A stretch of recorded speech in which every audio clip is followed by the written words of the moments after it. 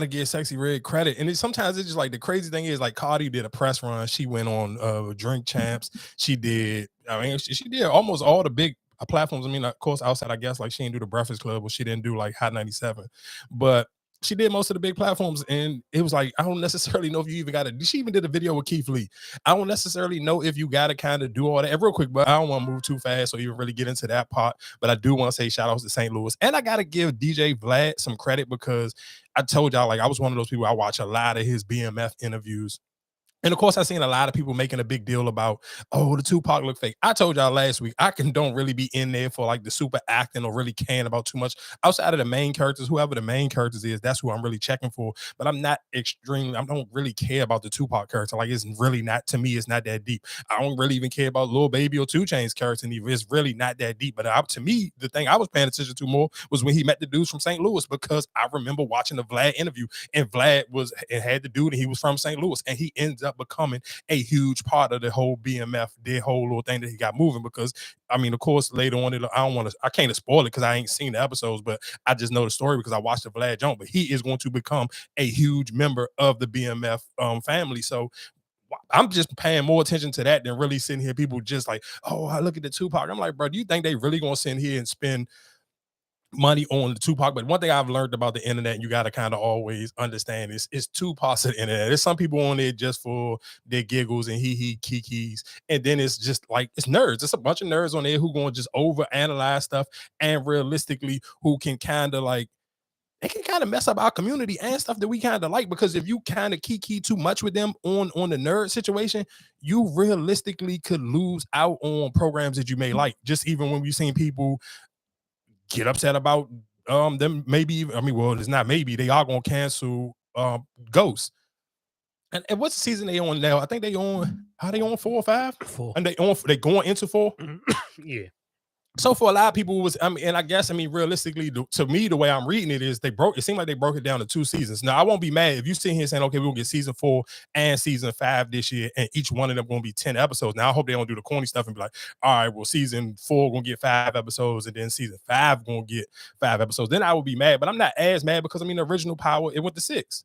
So, I mean, all right, the original with Ghost in them, they got 6 seasons. So, I mean, okay, if it's one short, then, I mean, I'm not going to say cool, because, of course, I want it. And I feel like that, to me, I thought that was the biggest show out of all of them. If we just going off of when I look at the way social media react and just names trending, because even when they announced it, like, Tariq was like the #1 trending thing in the USA on Twitter. Like, so, I mean. So, can I ask you a question? I mean, because you said, right now, you saying that probably is the biggest one out of his catalog. Don't you think their prices probably starting to go up?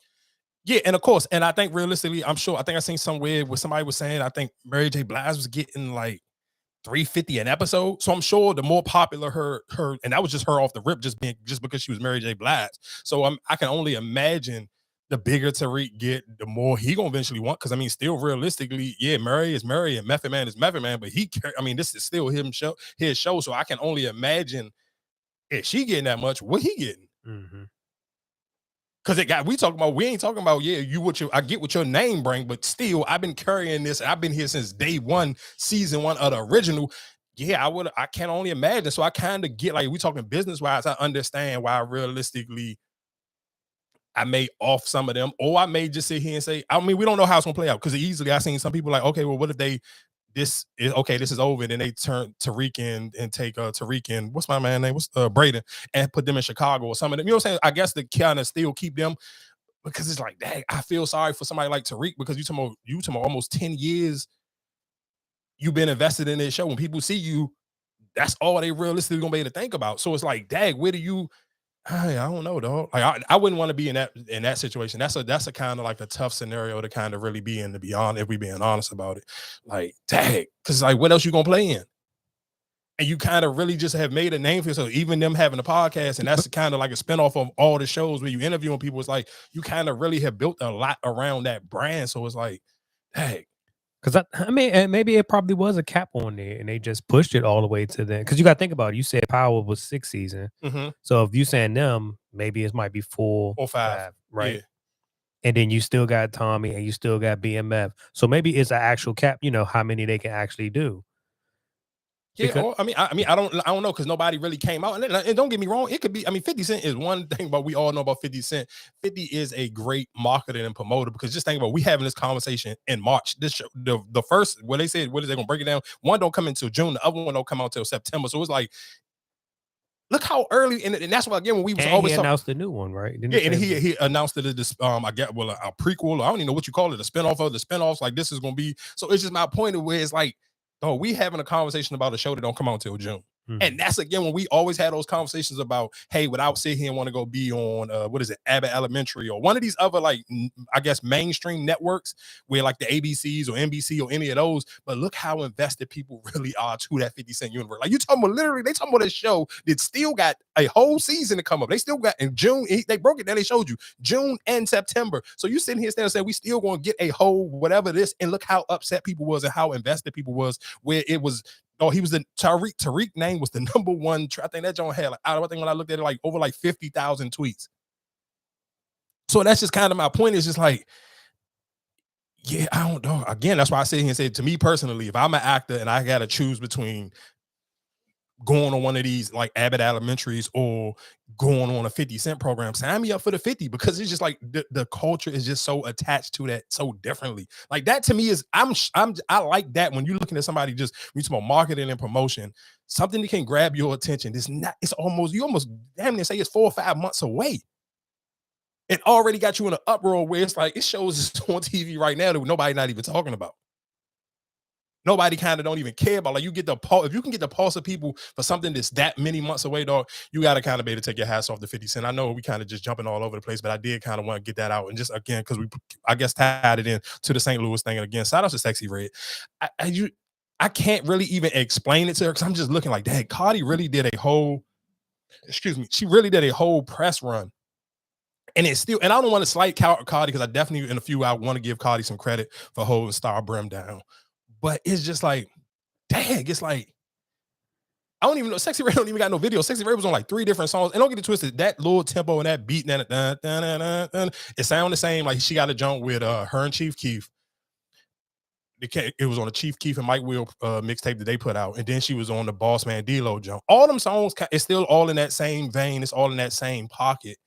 But it's just like, I don't necessarily, it's just something about Sexyy Red that people like. And I think sometimes, and it might just be almost tied in just to the American story. We just like the underdog. Somebody that you can clear as day see don't got as much marketing or much budget behind them. Even when they try to dress her up and put her in like with the chains and all, she still just look like she from the hood. She still look dirty. And that authentic look, I think, helps her more than any mainstream budget you can get from somebody.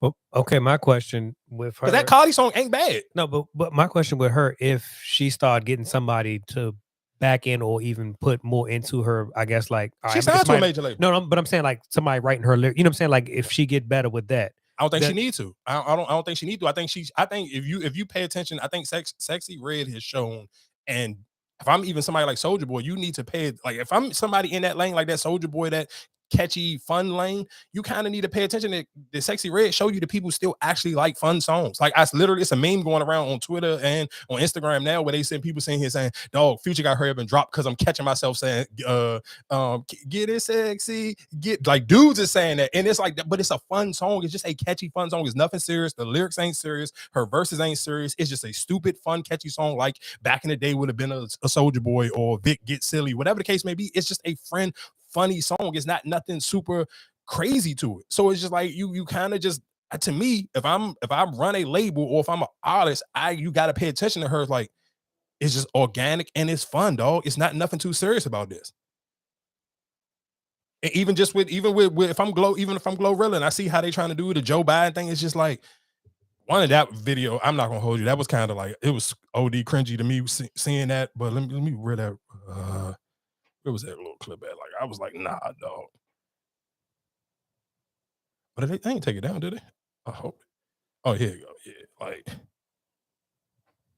Well, right, Joe, we can't do. Yeah, Glow. Yeah, Joe. Yeah, well, right, Joe, we can't do. Yeah, Glow. Like, dog, no. Like, you don't even need to do none of this. That's my only thing. That's where I like. That's the only thing I don't like did CMG try to do with her. Like every time she catch a hit, is like you trying to do too much with her. No, just let her go back to just doing the cool. Like let's don't go no further than a basketball game. Like cool, keep her at the All-Star game, keep her at the Lakers, keep her at whatever basketball games. But that going to the White House, she don't need to do that, dog. Especially at this where we at this part of America right now, we getting closer to the voting thing, and some people take it super serious, some people don't. Like you, Glorilla don't need no attachment to nothing that got to do with the White House. She should not be in no video with Joe Biden, Kamala Harris, any of them. She shouldn't be around none of them. Donald Trump, nobody. She don't need to be around no political people. It's too close to the summer. She got her hit record. You need to be figuring out what's the next record, because the more, and that's the crazy thing is, like, we even watching like Nicki on tour right now, but how many people kind of like, you see clips, it's popping up, all right, whatever case may be, if you follow her, like the Rolling Loud John, people, like, don't get it twisted, she's been putting on a good show. People who've been going to the shows have been appreciating, but it's not Beyonce. I mean, of course it's not. Yeah, I mean, nobody ain't Beyonce. No, I'm just saying, like, how everybody was just kept putting up their videos. I think, but then because her audience is just different. And I think sometimes, and that just, to me, I guess sometimes you can kind of be careful where it's like, I think like that, don't get twisted. Nicki has a huge audience, but I do think that audience is such a unique audience. You're never gonna get that same effect like when you see, and it may still be like, don't get it twisted, a lot of gay people go to Beyonce concerts and go to Taylor Swift concerts, but I don't think they as loud and obnoxious as the Barbs are. So it's gonna be a little bit harder where you won't almost have to realistically really go to Nicki Minaj's page to see people do it where like you say with the Beyonce, where you kind of get to see it. Like if you follow enough women in different cities, you will see it regardless on your own. Like you'll just freely, you don't even got to follow Beyonce, because of course Beyonce don't even post. So you see people at the Beyonce concert because it was just, that's just how big her fan base is. Where for Nicki, it's such a niche audience. But even reason why I brought her up is because I even seen a video of Lotto, like she was in the club over the weekend, and you seen her getting ready to put out another new song.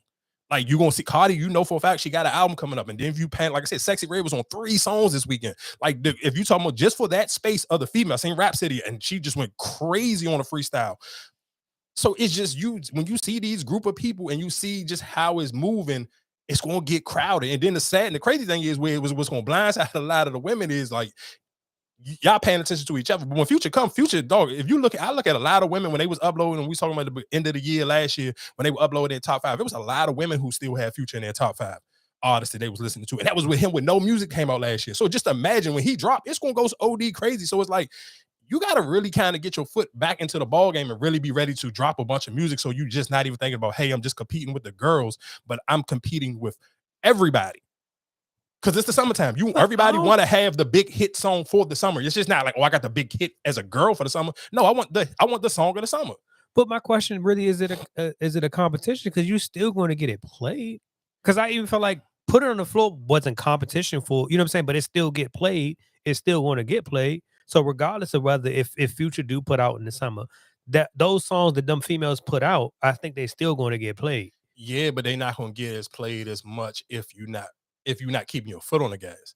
Like if you just going one song and then you about to just feel like you about to take a break. Like look at Lotto. Like it ain't no break. You cannot take a break. Like Cardi got to keep, because she literally, this is probably the quickest you seen Cardi come back with a song outside of her when she was doing a bunch of features. But you talking about this was like a 2-week stretch for her. Like, all right, boom, I'm coming right back in 2 weeks. Like you going to continuously, we talking about the closest, because you got to think about it. And I guess we missed it last week. No, Future got 2 projects coming out. This not a project and a song or songs he promote. He's promoting 2. He's about to drop 2 albums this year.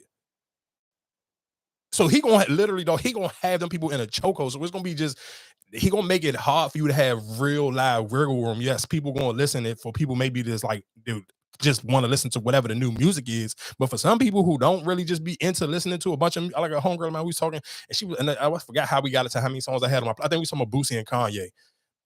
And I was like, I don't even have that many, because if real quick, I guess we can tie it in so I can let people know the conversation was. It was Kanye did an interview with Big Boy, and basically he was saying that he is the reason for in the last 20 years for most genres of music. And of course, in pure Boosie fashion, Boosie was like, hold up, slow down. You ain't make my type of music. You didn't make music for people who listen to me, don't listen to Kanye West. And let's be clear, I do agree with what Boosie was saying, but I'm sure, I mean, of course, in most people, if you're looking at it where, okay, well, Kanye just got a bigger fan base, for sure. But do Boosie probably have a more, does he have, see, it's kind of, because it's tricky. Like, I think the audience that Boosie got, and he really got locked and really listened to him almost religiously, like a pastor almost, it's the hood.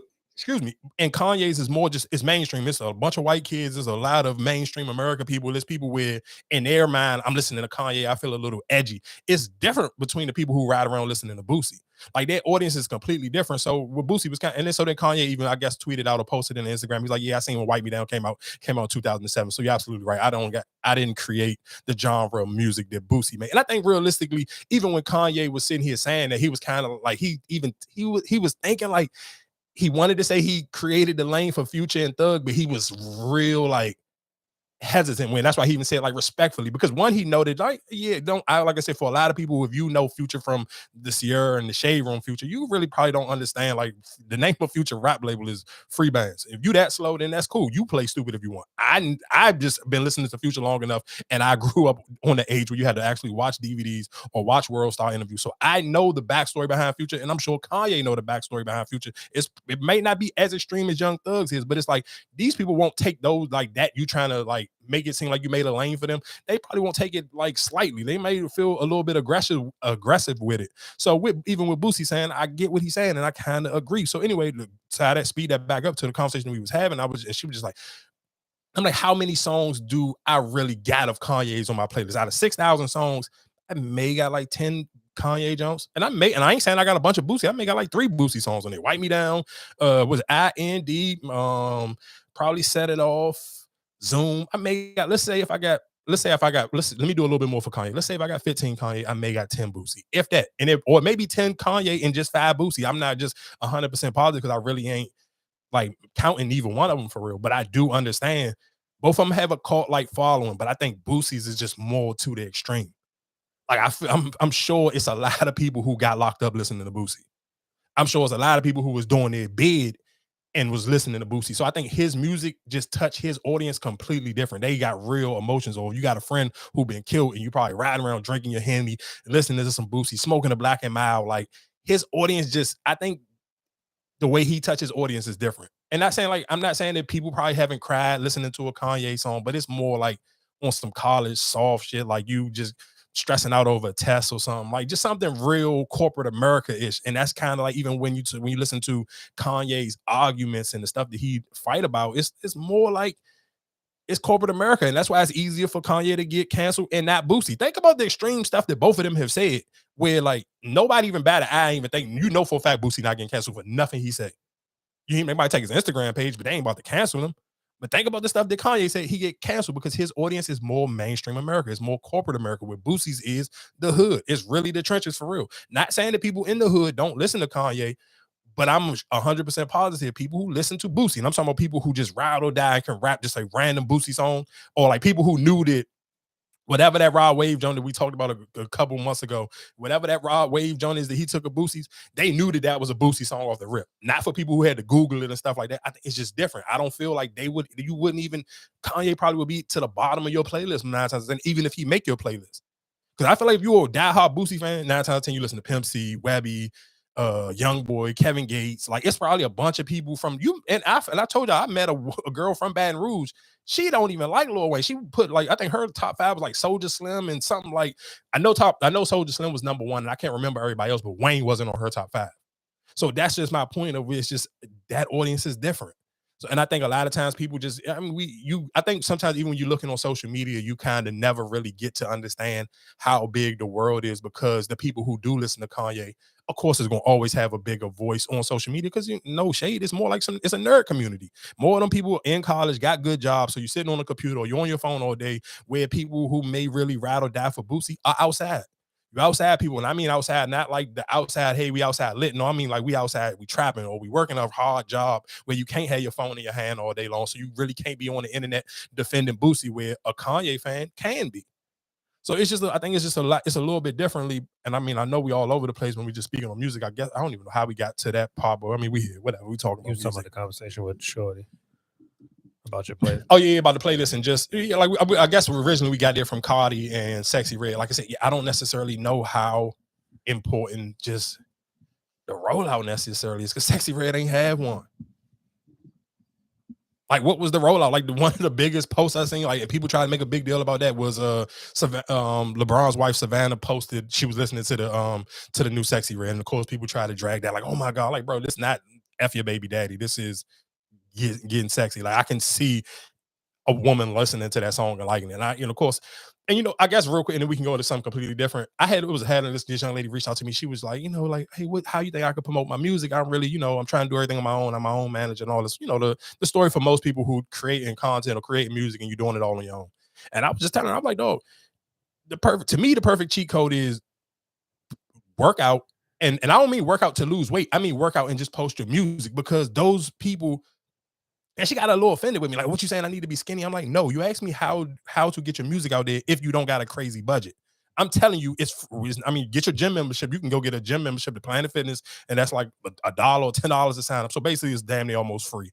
And you can post workout videos every day. I follow and the crazy thing is, for most, if we're being honest, for most horny dudes, the easy way to kind of be lustful is the workout girls, because it's not like, you can even share that with your homegirl. I told you, I got a homegirl. We share all workout girl videos all the time, because it's not like the girl's not in the thong, but they in those little super tight fitting pants where they split their cheeks or whatever the case may be. And I said, no, you could post your music and just do squats every day, because dudes still gonna be just as horny as if you was posting a twerking video, but people might respect it a little bit more, because it's like, yeah, it's you can be lusty and look at it, but at the same time, it's not as distasteful as somebody just posting up a twerk video all day long. And then you can constantly post it every day. Well, you can post, people work out every day. I follow endless girls who work out every day. And guess what they do all the time? Post new music. I talk about that all the time. We talking about different female rappers, and we be like, oh, well, I'm looking at all the gym girlies. How I get hip to this song, because all the girls who work out, they post a video. For somebody who, and I listen to what I just said, I got 6,000 songs on my playlist. That's on my workout playlist. But even people who work out, they share playlists. They all the time, you see different, I need a new song to listen to in the gym. So to me, as somebody who work out a lot, and I listen to a lot of different music, but that's how I listen to music. That's how I find out about new music. If it's something that I'm really dragging my feet on, because I see like 20 girls do squats to this with their cheeks hanging out. Oh, it's the easy marking. We talk about it all the time, but and it's so crazy to me. It's like how people can ask for information or ask for advice, but then when you give it to them, you can't get offended by my advice, because I only can speak for myself. I'm a dude. I listen to a bunch of music. I'm telling you, on songs that I may not really care about, I end up caring about them through a bunch of girls working out to the video. So you ask me, hey, what's the cheapest way? Instead of you sitting here trying to pay somebody else, you can build up your own audience, and it's free. And you can do it every day. I post music every day, and guess what I'm doing? I'm posting it, me listening to it in the gym. But why she probably feel that way too, though. Because I mean, you gotta think about it. If I'm asking you, and I'm like, all right, you got your own little you got your stuff going on, and it's just like, all right, but damn, I've heard your podcast, I've heard how you speak about it. So then it's just like, all right, well, first thing I say, oh, yeah, you should get in the gym. I'm pretty sure she's gonna take offense to it, or it feels. But I even explained it to her. I said, do the squat videos. That is a squat to me. A squat. If you talking about for people who watch people who work out or girls who post workout, the squat video is literally the closest thing you'll get to a twerking video.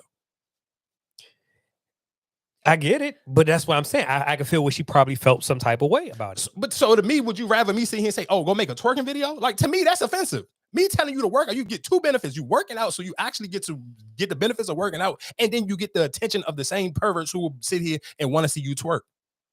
Why not kill two birds with one stone instead of sitting here trying to drag your feet on it, and you sitting here trying to like spend money? Because that's what most people want to do. And I told y'all, what was that? I don't even remember that. Maybe like 3 or 4 episodes ago, and I talked about how much money I spent on promoting podcast episodes to compare and just figuring out, like, let me really figure out how to work social media and build up an organic audience without spending no money. And the difference, I mean, Top was literally just talking about that conversation like maybe 3 days ago. And I'm like, I would never, if I'm me giving myself advice or anybody else listening, I wouldn't recommend nobody spending money on promotion. I would tell somebody to figure out your audience and what's the easiest way for you to engage with your audience on a day-to-day basis. And you will be 100 times happier than spending. And I'd have spent thousands of dollars on promo. And I'm telling him, I'm like, I got maybe 50 videos now in the last year and a half.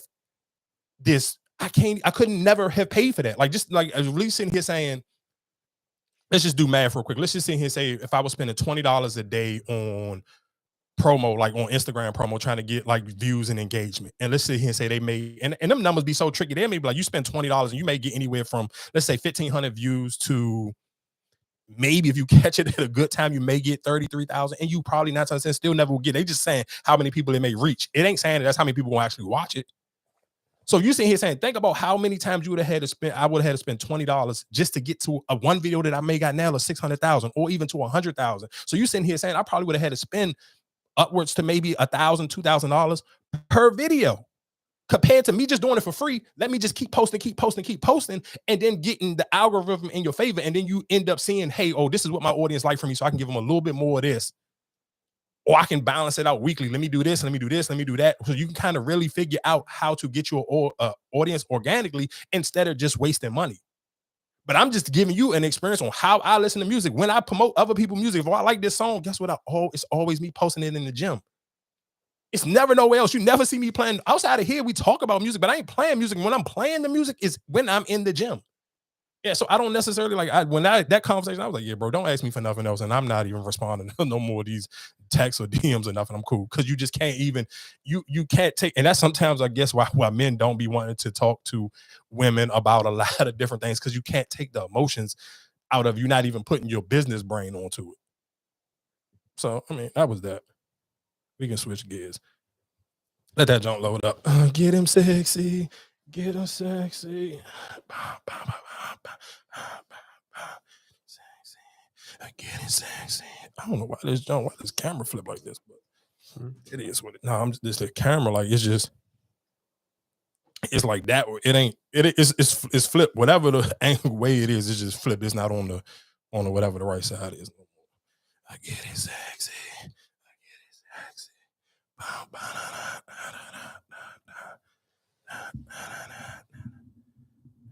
I get it.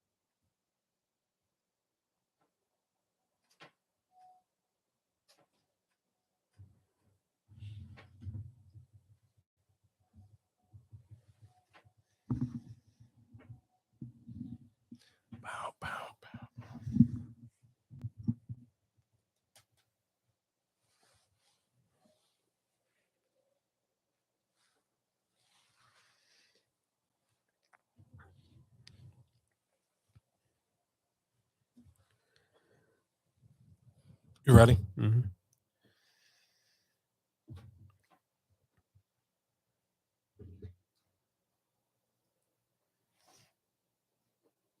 Went to the NAACP awards, and she got nominated for 3 awards. She also got nominated for a Grammy earlier in the year or whatever. But I was kind of mad that she didn't win because I feel like she should have won at least one of the awards. She won the Color Purple one, but that's like a group trophy. It's not the same as your own. And I was very, very upset that she didn't win, knowing how much of an impact she made on the Black community last year, and it's a Black award show. And she was kind of down and out about it, and I'm like, man, you ain't gotta forget them awards. They ain't nothing. She should have won something. So I took it upon myself to come to Hollywood and get her an award myself. Me and Halle went to. All right, welcome to the Halle Awards. Woo!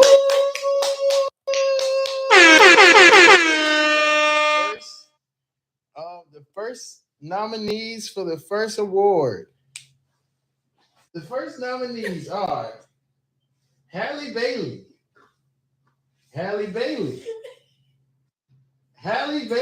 for the Best Cat Sitter Award. Halle Bailey, woo! That's wow. Yeah! For the Best Woman Award, woo!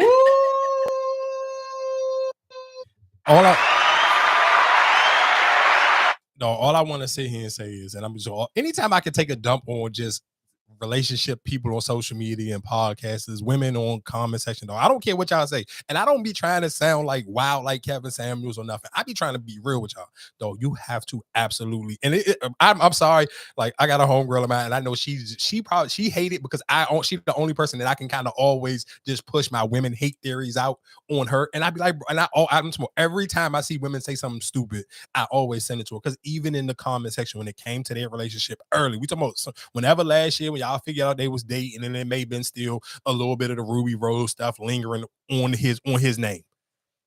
And it was just people were just all over the place. Oh, he broken. She need to do better than this, that, and the third. And so what I'm telling y'all is, and the reason why I'm painting this picture, because just think about how many people on social media tell you, oh, all men ain't ish and this, that, and the third. All of these things go together. All of these things are a prime example of why you have to stop going to social media and trying to get relationship advice from people on social media who absolutely know nothing. Most of them are already single, got extra bitter sauce on them all the time, every time they give it their opinion, their comments. And that's even with some of your homegirls too. You have to be careful on who you take information from and why are you taking information from these people. Because again, like I told y'all last week, that 90 seconds, it ain't the real fix, dog. And that's the perfect example of, because y'all put so much smut on this boy name. I can't remember what episode that was or how long ago it was, but I was defending him, going down his hits that he had and all this, having the third, because y'all was sitting here trashing this boy. And this girl, what's the name picture? They both had that same shirt on. It was a couple different times. I think that's when we started talking, actually talking about him and the whole situation. I think that's when we first. I know we talked about them when they did the Halloween thing, but it just don't matter. Long story short is, you cannot sit here and value other people's opinion because they don't know people's character. Most people judge it off. A perfect example, even think about how they were sitting here talking about it was money and it was this dude. He got bigger songs than her. What all the cases is, all of that stuff had nothing to do with this person's character. What he did and the way he showed up for this girl at a moment, because you think about it, you see people at the awards shows, or she, especially her and her sister, both of them know how to wear their smiles amazingly when they out in public. When they taking pictures, they always show up. Their videos is super bubbly, but he knew how she really felt.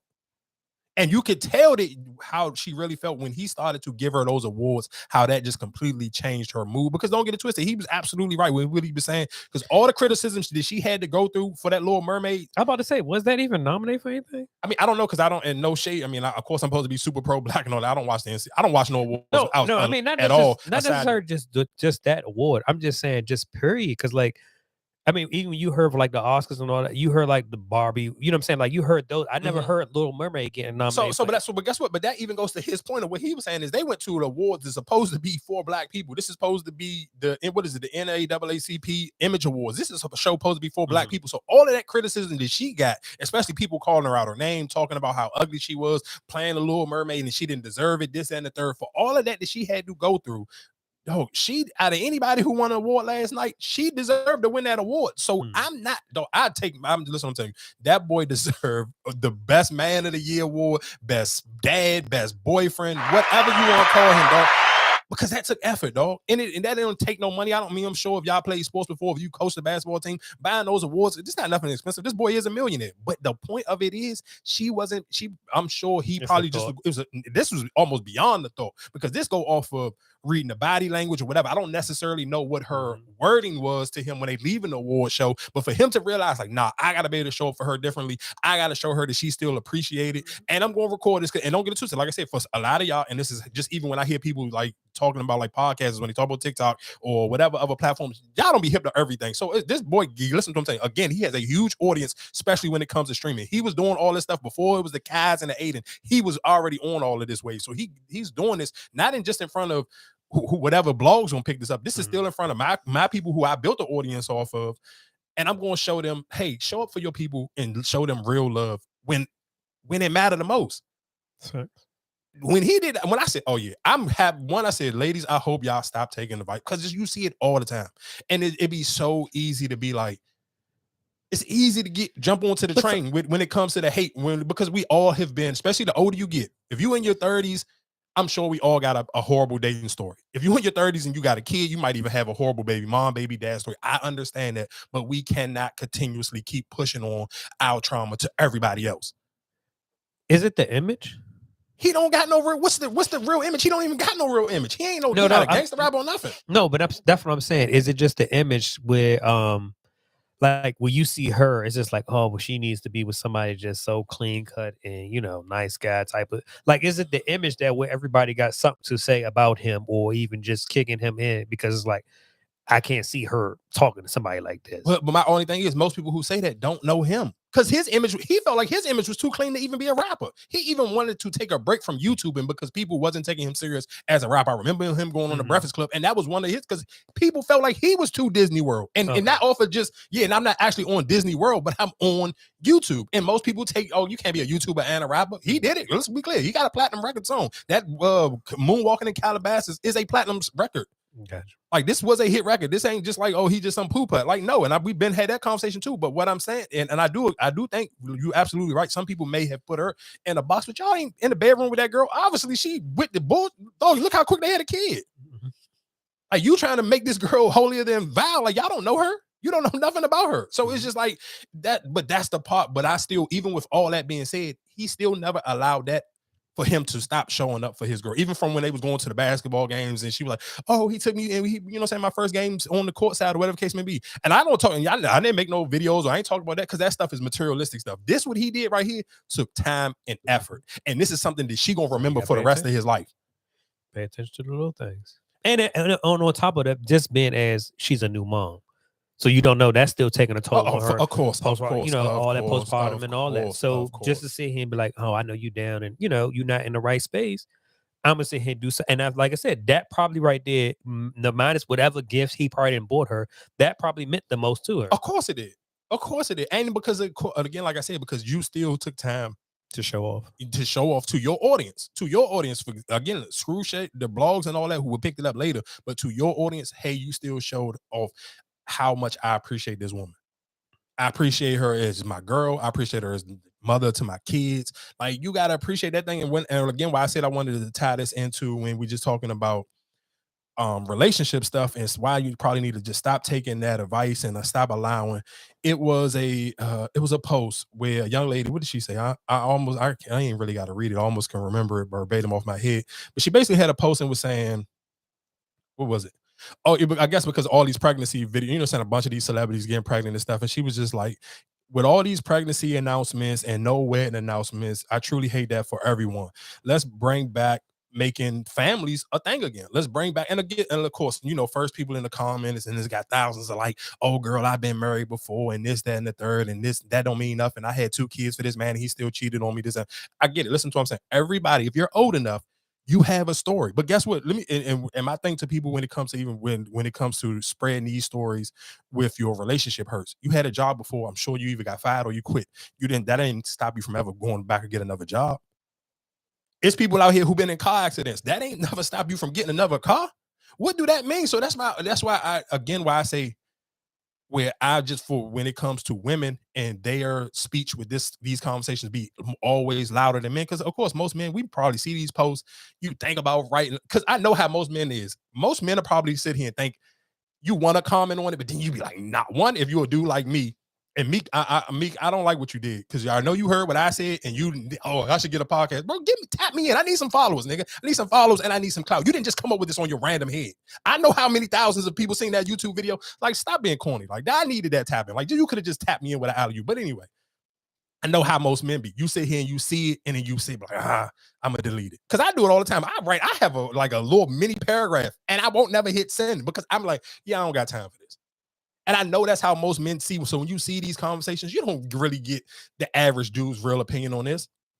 Unless it's like in the privacy, if you send it via DM, like I said, like I get all of my real feelings to my homegirl. She get every sit here and negative energy I got. I'm gonna just get him out through her, and I'm never gonna sit here and post on it. I'm gonna talk about it here, but even here, it's not even the watered down version. It's the more thought out version, because I got my original hate and my original nasty thoughts on it out on her. So it's just for most, when you see these posts and you see it's nothing but women just, oh, everybody don't want to get married and this and the third, and that's not for everybody. When did it not become, you know why it's not for everybody? Because we don't even promote it no more, even on the TV shows, on social media. Because when you was a kid, who didn't want the Cosby Show? Who ain't want to be Uncle Phil and Aunt Viv? Like, let's be clear. Like, at one point in time, that was the thing. Even on Living Single, you sit here and see every character was still trying to chase love, from Khadijah, from Regine, from Maxine, all of them, Overton and Damn, I'm drawing a blank. But every show. Yeah, but that's the thing. Even when you use that show, or for example, everybody find their type of love. And it's not necessarily that it's marriage. Long as you're happy and you found that love or whatever, you cool with that. I don't think everybody has to be married. So, but I think so. Okay, so I agree. Listen to what I'm saying. I'm not disagreeing with what you're saying. I do agree with that because even with all those shows, none of them were married, but they never stopped pursuing love. I think now to the point is where we're just promoting, hey, I had a kid by this person, ain't no love. Even when you sit here and see these people out, it don't even look like they love each other. It's just like, hey, we out or we spending some money. Mm-hmm. Even just think about the only pictures they got. Do you see that picture that they use of Jalen and Drea? And let's be clear. We're gonna get into that 2 seconds. I know I'm kind of all over the place. Y'all just don't like Drea. And I seen Jason Lee sit here and say, I said, dang, you took my take. I was about to sit here and say that. Because everybody shot Joyce and Bell. Y'all was praising Joy and y'all trash Drea. But that's the difference between if people like you and they don't like you. And that's the thing about social media you gotta learn. You either gonna be people's favorite or they just gonna dislike you. If they dislike you, boy, it's gonna be they gonna pile on you crazy. If they like you, they just gonna kind of brush it off. So with all that being said, is again, I agree with what you're saying. When we're talking about just like with all those shows, even if it's the different world or whatever the case may be, even think about the Fresh Prince when even Hillary, when the dude he died on her, whatever, when they was about to get married, they never stopped chasing love. Even Jeffrey was still trying to date. Even on the new Bel-Air, like they still trying to date. It's never. But that's the thing. None of them really got married. But listen, what I'm saying. So my thing of it is, I don't necessarily, I guess maybe let me take the marriage part out. It don't necessarily have to be marriage, but it's still, we need to still see forms of love. You still need to be able to see that people aren't just creating kids with no love. I think that's the bigger thing. Yeah, of course, we could take it out because some people may just feel like, hey, I don't have to get married, or I'm not looking for, or I just haven't found the right person, or my finances is not enough where I can afford the right ring or the right wedding. Because let's be clear, I'm sure we talked about this on here before too. Most dudes, if I sit here and say, hey, you can have however much money in your bank account right now today, do you got a female right now that you'll sit here and get married to? Of course you probably would. And so because the finances wouldn't be a thing, buying the right ring for her, giving her the right wedding, it wouldn't be a thing. So that's cool. But my whole point of what I'm saying is, we just over promote the baby mama, baby drama. And that's all with the TV shows too that we promote. Like just even and I hear you when you say that, but then sometimes I do want to ask, right? When you say, like, you should just say the right money, the right time, or whatever the case may be. But my question is, if you can sit here and tell me right now, hey, I can marry this person, but I don't have the money to afford it. Mm-hmm. Do you really love that person? Because if you really love that person, well, I can just get you this promise ring, or I can get you this what's name. I want to be with you. I want to, you know what I'm saying? Like, you feel like I think okay. So I guess if I'm trying to figure out what you or hear what you're saying is, if you're saying are you saying do the man really love her, or are you saying the woman don't really love him? Do the man really love her? Yeah, because what it say, listen, and I think sometimes, and I could be wrong, I think some men even still even of course it's not a big deal and it's not drawn out maybe like to the extreme that women do, but I think some men still have in their mind of what they think what it would look like for them when they propose to somebody. They might not even have the woman. Let's just say if I don't have the woman, but I know exactly how I would want to propose to somebody. Or I seen, like, let's say if most dudes, if we watch sports and some dudes may be like, oh, that's cool, I wouldn't mind proposing at a NBA Finals game or whatever, or WrestleMania, whatever your thing is. You may want to sit here, but dang, it'll be fire if I could perform at a Super Bowl, or I could have went to a concert. Like, you see different little proposals like they be fire. Like, I remember it was at a comedy show and it was a dude, and it was an Andrew Schultz joint, the dude we played last week that made the Meek Mills joke. And it was somebody who come to his show and he was like, hey, whatever the case may be. And he was making a joke, like, who the singles in here, whatever the case may be. He was making a joke. And I guess the dude probably may have reached out to him because Andrew was a cool dude. So he may have reached out to him like via DM or something. So Andrew was making a joke on this couple, but it was a whole plate. The dude came out on the stage and proposed. I ain't see the ring, but the proposal was fire. So for somebody like me, okay, I'm like, damn, that would be fire if y'all both had y'all favorite comedian and y'all go to a show and then you find a way to reach out to him and he can be in on the proposal. So they was making a joke and he was like, oh, how long y'all been married? I mean, how long y'all been dating? And they've been dating for a while. And he was like, damn, you must not really like her, whatever the case may be. And he said it, I'm talking into the joke where he came in and the dude got to come out of the crowd and propose to his girl at this, I'm sure, because Andrew is not like, he ain't Kevin Hart. So this is probably realistically their favorite comedian. So the baby was even tied in. So I don't necessarily sit here saying it's a money thing, but I do think if men are being honest, you have at least at one point in time thought about how you would want to get married or how your proposal would want to look like. And if you can't really do it, sometimes you just don't do it because you just couldn't do it how you perceived it in your mind. So my question, you saw the video, I think it was surfacing maybe it's been for a couple of days now, probably right before the weekend, about the dude that proposed to the girl in the car. She was like, "Oh, it's 10 years later. Now you proposing to me." She was going off on him. And all he had was the ring. And she was all, "Oh, my family not here. You took this long. You should have known at least 5 years in. We 10 years in, and you still." And he was like, "Well, I had to see if this was your true colors. I feel like that's enough time." And she was like, "Why you recording me? Why you recording me? You recording me, and you doing all this, woo, woo, woo." And they was, you know what I'm saying? Like she was pissed. But my only thing is with her, you've been riding with him all this time, and he ain't giving you the luxury or anything. So you expected him. Maybe what some people are not good at planning stuff, or even you know what I'm saying? Like, I'm not the lovey-dovey type. Marcus, I ain't gonna hold you. That the way you explain that story, that's tacky, dog. You propose to somebody in a car is nuts. I get it, it's tacky, but if that's how he is, you can't. I mean, because I'm like, yeah, so are you saying it wasn't like she was driving a Benz or anything? I don't care what the car was. Even if you was proposing in the back of a Maybach, bro, that is tacky, dog. Huh? Even if it's a Maybach, but that's tacky, dog. But okay, but my question is, if you really don't know how to love, or even, you know what I'm saying, like how to show romance, how do you sit here and propose? Oh, okay, hold up. So give it to you, right? Right now, if your ideal proposal, what would it be? I could say right now, if let's just sit here and say, let's say if I was dating somebody for, let's say, 5 years now, and we'd have been to a couple Lakers game or LeBron game, and he's on his farewell tour. Let's say if he do his farewell tour, and you be like, okay, we know for a fact this is his last game. Mm-hmm. I will propose at the last game, and I will make sure that we got some fire seats, and this is going to be a part of it, because guess what? That's going to be a part of history. If LeBron, our guy, we've been dating for 5 years, we'd have been to a couple Lakers games, and this is about to be his farewell, John. Enough people who've been listening to this show for however many years now, you know for a fact how much of a LeBron stan I am. So you sit here and say, damn, you propose to your girl the last game LeBron James played for. To me, that's fire. So that's my point. You just asked me that off the whim, and I just literally just came up with, that's fire, dog. That take effort. That takes some bread. Don't, let's be clear. That's not a cheap sit here scenario. And again, why I'm not married. So, but my whole point of it is, you can at least still think about it. That's why I'm not with I have no idea at all. I don't believe no dude has never, it has never came across your brain. Not one time. I don't believe it, dog. That's a lie. I don't believe it. And especially if you got kids, I really don't believe it. Did you sit here telling me not one time you never thought about it at all, or how fire it would be, or what you would do? I'm not talking about what the ring would look like, how much it even will cost. You have at least played that moment out in your brain one time. You play it out in your mind, but then in reality, shit would never happen. But guess what? Then guess what? If it won't happen, then the question of it is, why won't it happen? What if she don't take you serious? Well, then that's different. Then that's not the person for you. Then, like, I can't put. But I don't never want to put the buck off on that person. Like, we talking about marriage or people that you thought that you could get married to. Though, I feel like you got that type of you have a different level of conversation with them. Y'all got a different level of vulnerability. You almost know if they're gonna say yes or no. But okay, but sometimes, just like we talked about before, when we talking about the whole love blitzing or whatever. Remember we talking about with Bella. About how, people just try to rush into love. Mm-hmm. Let's call love bombing. Love bombing. Yeah, that's what I know. Yeah. So how you might portray this image, and you trying to rush, and you want to do this, I want to do that, I want you to be my all.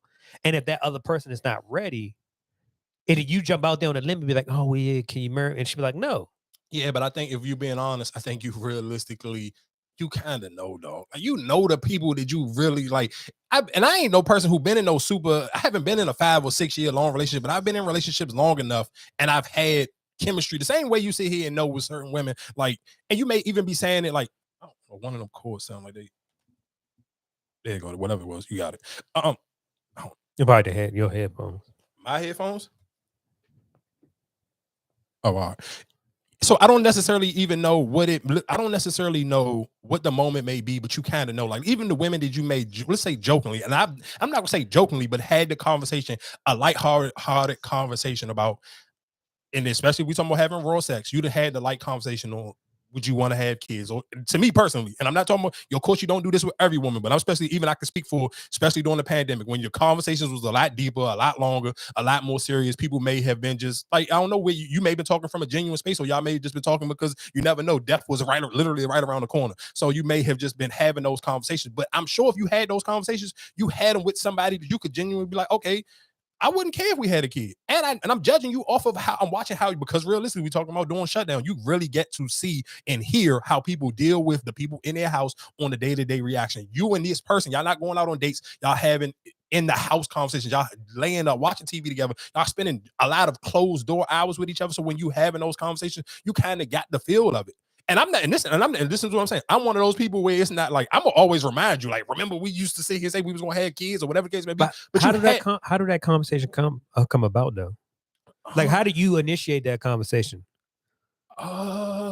See, I can't lie, my memory not that good, but I think it just comes off of just regular conversations that you have. Like when you have that good of a chemistry with somebody, like, let's just sit here and say, I got a good chemistry and we just constantly always just talking about like podcasting and we can just really just vibe. But we could both go listen to the Breakfast Club during our work day and then come back in the evening and just have a deep dive on it. For me, that's almost a love language for me, that we can sit here and have that type of dialogue on just a podcast. Something that we both listen to, we can sit here and say, oh, I like this part, I didn't like this, or I like this interview, or this and the third. And you can kind of break down, and then y'all have little slight conversations where you sit here and maybe like, oh, would you want to have another kid? Or we just keep kind of having like raw sexes. You like, what's in the back of your brain about like the kid situation? So then you kind of like, you know what the energy is. Or do you not care? You don't never sit here and say, get a rubber. Like, what's your thoughts on that? Why don't you never say it? Because of course, for the man, our ego, you kind of always want to see like, damn, am I the only person that she ever just kind of let go raw like this? So let me ask her about the kid thing. And then she kind of be like, oh yeah, I wouldn't care. I've thought about it. I know what we doing. We adults. I'm not, you know what I'm saying? Like, so you kind of have like, you find different ways to have that conversation. That's why when I do see people propose and it be no, I'd be like, how much time did you really take to get to know this person for it to be a no? Because I feel like if you really know somebody, you kind of even know like what dates not to go on. What dates was like, nah, this person would never want to go here. Or if we go here, we kind of already know like we always going to be late. But I hear what you're saying, but then it's just like, I feel like you do have to play a certain role, right? When you sitting there introducing or even trying to get to know a girl, you're going to play the role where you trying to, I want to, what is she like? What's she into? You're going to play that role. So like when even you said, well, maybe she into the podcast just like me or whatever the case may be. So what if she just listening to it because you mentioned it and she want to be, No, but then you could, because again, when we talk about the levels of conversation, if you're talking to somebody, you're looking for real dialogue. And that's why most women favorite word when they say dudes don't know how to communicate, because it's 9 times out of 10, the conversation to just be like, oh, what you doing? Or first thing, let's just sit here and say something that'll be a turn off to me. If you be like, and you may be asking it jokingly, oh, what you bring to the table? Like, bro, that conversation is so cheesy and so social media. Like, bro, don't ever text. If you got my number, don't text me about something. What can you bring to the table? I'm gonna tell you nothing. But that's my point of when I'm saying here, saying like, people that you can have genuine conversations with, where this is not a forced conversation. Like I can't, like you'll be tricking yourself to sit here and say, I'm listening to the Breakfast Club and we're going to have dialogue on the Breakfast Club about the Breakfast Club every day because we both listen. Like you're not going to be able to have that same real, because the dialogue eventually die off. Or it won't be as consistent, or it won't be just like a happy thing where you can listen to somebody's tone of voice. Like when you sit here, like, dog, even perfect example, if you listen back to the episodes, you can tell, or even let's just sit here and say, like, okay, you listen to Joe Budden, you know the conversations that they be excited to have. Like when Mel and Ish go back and forth, you can tell they be happy to go back and forth with each other. And it be certain conversations where you kind of just like, all right, we just talking about it because it's on the board for us to talk about. You know that when you're just listening to, if you're paying attention to people's voice and their volume on what they're talking about and their delivery and their body language, you kind of get to know what they actually like and what they don't like. And you can tell when they have a good time. And that's why some people be like, when you've been out on a date with somebody, and if it don't go in and they just ghost you, but for like, all right, the chemistry wasn't there, so you don't take it that deep. But then the times when you really be in your feelings about somebody ghosting you, because you be like, dog, everything was perfect. What happened? Because sometimes we do have good actors. I mean, I guess.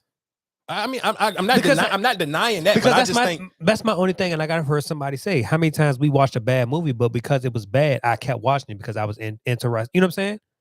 So you do have some people who are good actors who can perform and do their, their thing. And then you got some people who's bad actors, but damn, this storyline is pretty good. I'm interested. I'm intrigued. I want to keep watching, even though the acting is bad, but the storyline and everything that's lining up to it, you know what I'm saying? It's keeping my entertainment. I mean, I hear you, but I don't necessarily know how good can somebody's acting be when we talking about engagement. You talking about having kids where it's like, I don't know. I don't know. I haven't been Shorty had that damn TikTok shit off of him acting, right? Him lying and all that. Got married, all that shit. I mean, yeah, but we already had a conversation about her. Like, I didn't still like, I took her whole conversation with a grain of salt because I'm looking at her.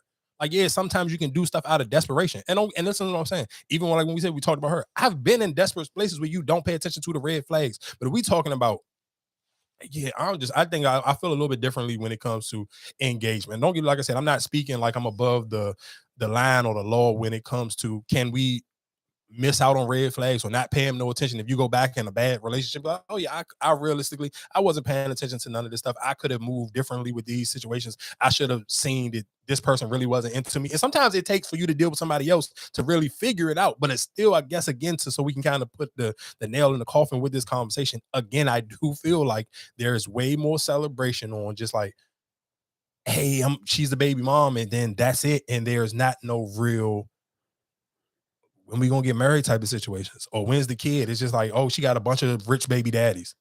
And that was the conversation behind Joy. And we can load this joint up and then we can come into that. Like, that was the conversation. All the women was super excited. Like, oh, she's the Thanos of baby moms. Like, she just got super rich. Like, oh, that's to me, that's not tight. Like, I can sit here and say, I'd rather you sit here and say, okay, she got 2 rich baby daddies and now she's happily married. Then you sitting here saying, okay, now she's just 22 right there. What You I mean, that's what I say. Different strokes for different folks, though. Yeah, I ain't gonna lie to you. I hit the unfollow button as soon as I seen that video. Let that joint load up. I need to piss real quick too. Going sexy.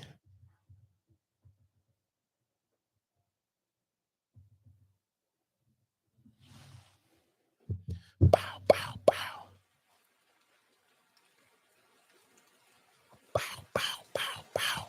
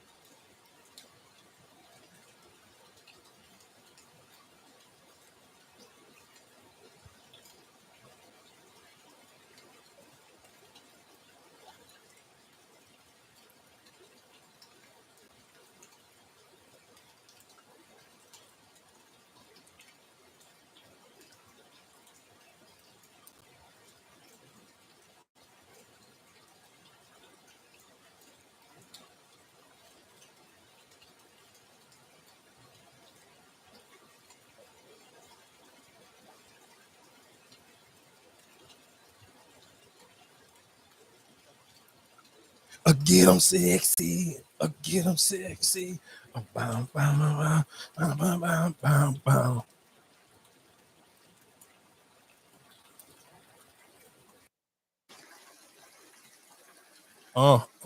bow. Excuse me.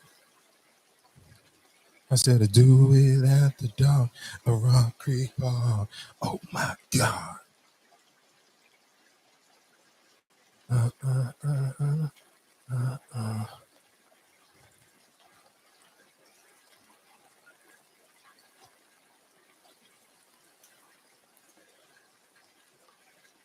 Damn, son, where'd you find this?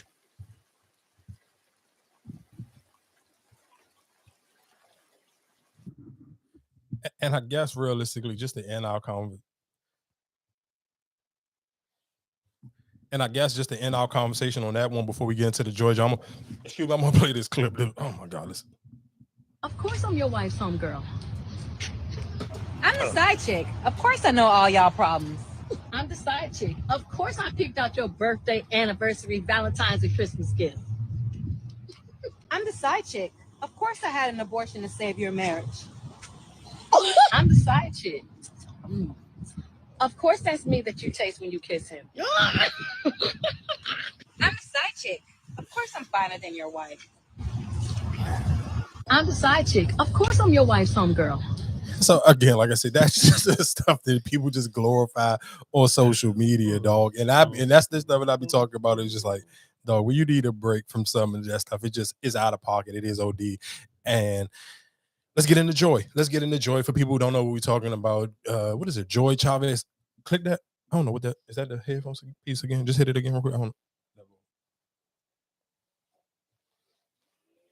But yeah, anyway, we was talking about Joy and the conversation. I mean, Joy Chavez and people who don't know who that is. And the crazy thing is, let me just paint a little picture. Because if you've been listening, especially when the world was shut down, I told you, like, 2 of the YouTube channels, rabbit holes I went down was Dream Doll and it was Joy. And I came on here, I was giving Joy so much credit. Oh, I like the way she a mom and this, that, and the third. So I'm not speaking like the average person who was speaking about this. I really fell in love with this lady's personality and everything. And it was outside of the dancing clips and all that, because I know a lot of people, she got superpower. And I don't never want to, I do feel like people do kind of put a little bit of smut on her name and make it like she just a baby mom, which she is a baby mother, but she is not just a baby moms, because a lot of women got her popular through her dancing and choreography via social media. And don't get it twisted, I think when maybe after she probably had a kid with Future, and then I guess like the world started to shut down, she did kind of lean a little bit more into building up her fitness brand. And probably she didn't need the money as much differently when she started on Future. I don't necessarily know, because when I would start watching her on YouTube, it really wasn't a bunch of like the dance and stuff no more. She was more leaning into the entrepreneurship. It was more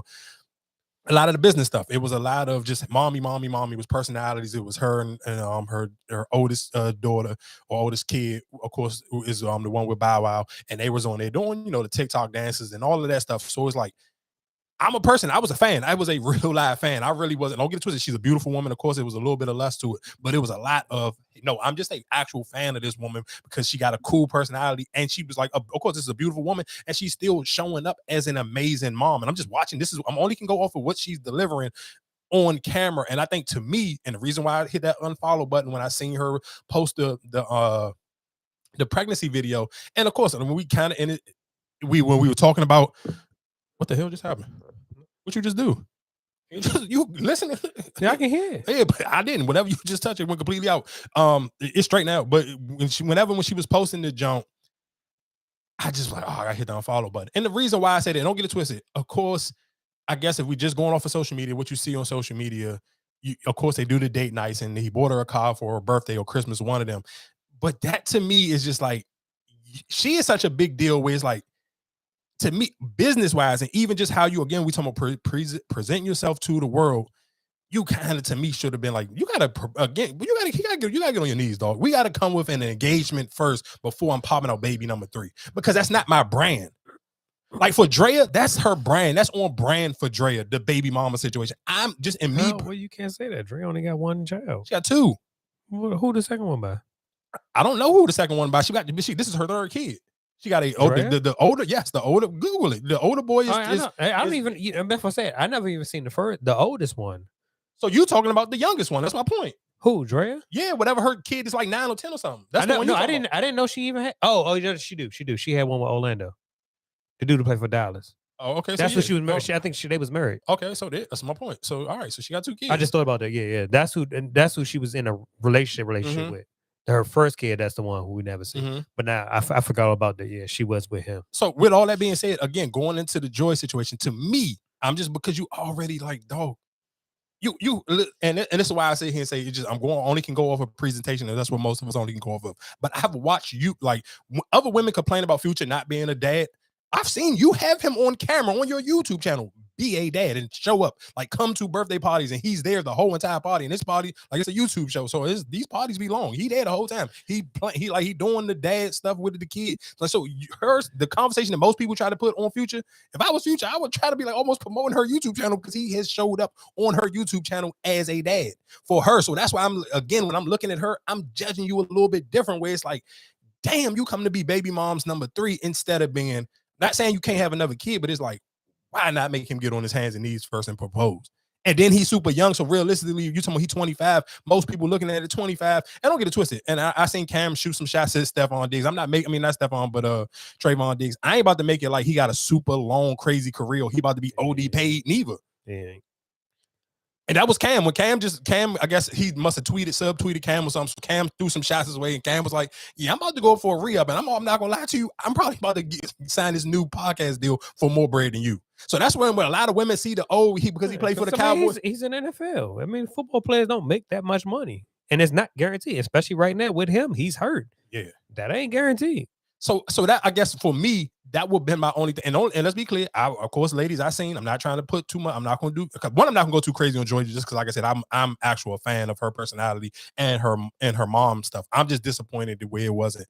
Like I almost feel like when you allow somebody to get away with just becoming a baby dad without the marriage thing, and let's be clear, all of this could be erased, and people will have to sit here and have a different conversation for you and put a different type of respect on your name. If later on, before the summertime, come up with a year up, y'all get engaged or whatever case may be, then it's a whole different conversation. But you talking about a 25-year-old who this is going to be also his third kid.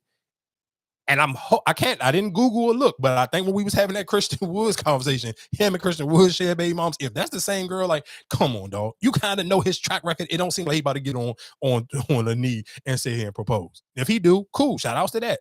But you kind of can't just be like, hey, I'm a baby mom's. Because then, let's be clear. After it's all said and done, he could easily be the worst one out of all 3 of them. And I ain't saying he's saying worse as like dad, but when we talking about ranking on who is more successful, but at his level, his career, he may be after Bow Wow.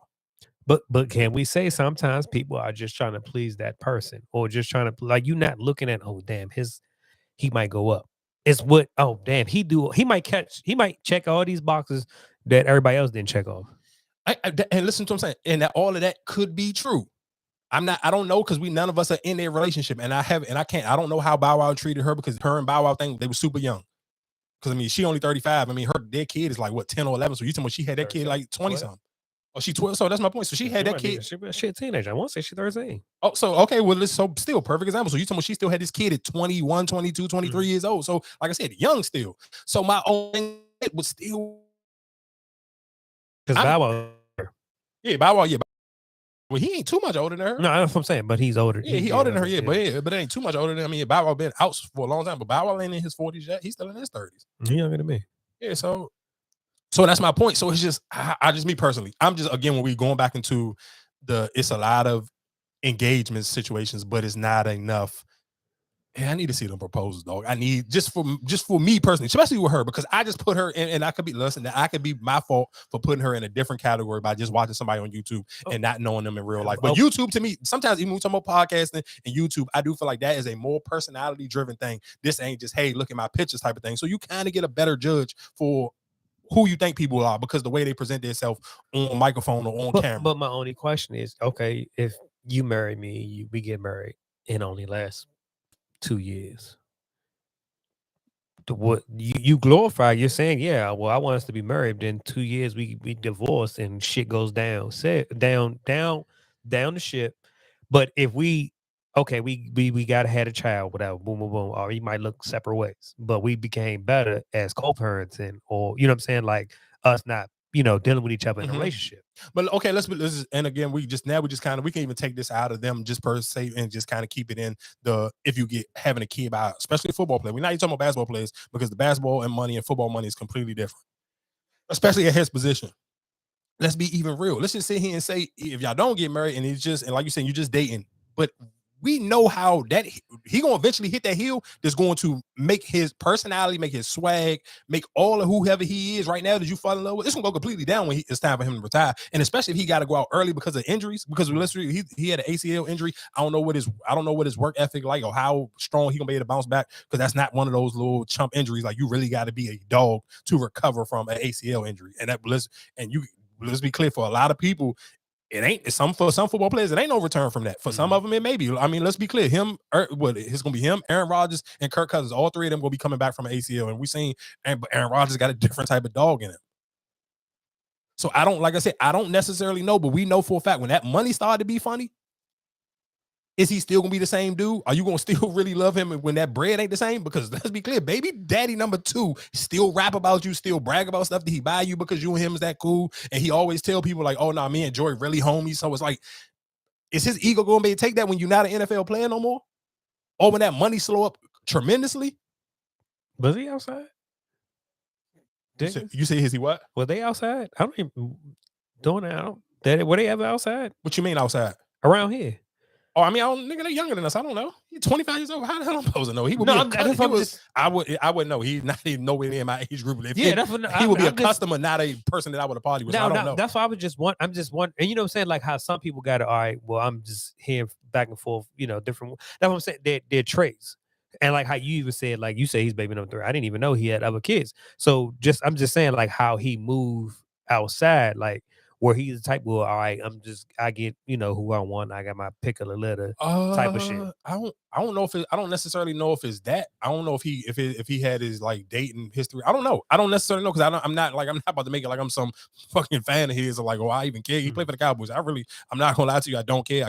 We didn't talk about Stephon Diggs. We never talked about him before. And that's just my only thing for her. It's just like, all right, I get it. You can't say who you don't love or whatever case maybe. We got to kind of see how it play out. But just me personally, as a fan of hers, I would have wished I would have seen the proposal first and necessarily saying, all right, now you're just a glorified baby moms right now. And people just like you because you are a nice person. You don't seem like the mean girl. You don't sit here and be super braggadocious on social media or nothing. So people like you. And that's why people didn't have no smoke for you at all. People literally celebrated your pregnancy and then had no smoke for the age gap or nothing, because it is a 10-year age gap. And people literally was like, you can't compare her to Drea. And that's literally only a 2-year difference. Y'all was giving Drea smoke for 12 years old, and this is a 10-year. It's the same exact thing. And the difference between Drea and Joy is, realistically, Jalen Green is going to make way more money than the Diggs boy. Way more. It's not even going to be close. Their 2 next contracts ain't even going to be in the same ballpark. 1, because Jerry Jones don't like paying nobody. And 2, because he in the NFL and he in the NBA. What are we talking about? And the crazy thing is, we can look at this again 5 years from now. We could be looking at he could be the weakest baby dad out of all 3 of them. So I mean, like we said, we're gonna see. Damn, son, where'd you find this? Got high hopes for you. I feel like we've been we out in relationship crazy. Okay, well, let's get into real quick. Let's go.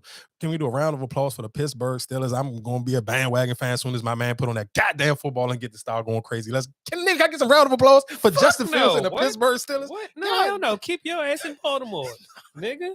We ain't doing that shit. Nah, keep your ass in Baltimore. We are black or black. Nah. Justin Fields. Keep your ass in Baltimore. Wilson. We don't want that shit. Nah.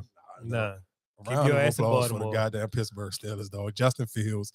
For people who don't know, over the weekend, of course, the Pittsburgh Steelers goddamn robbed the hell out of the Chicago Bears for Justin Fields. Literally gave up a goddamn 6th-round draft pick to get Justin Fields.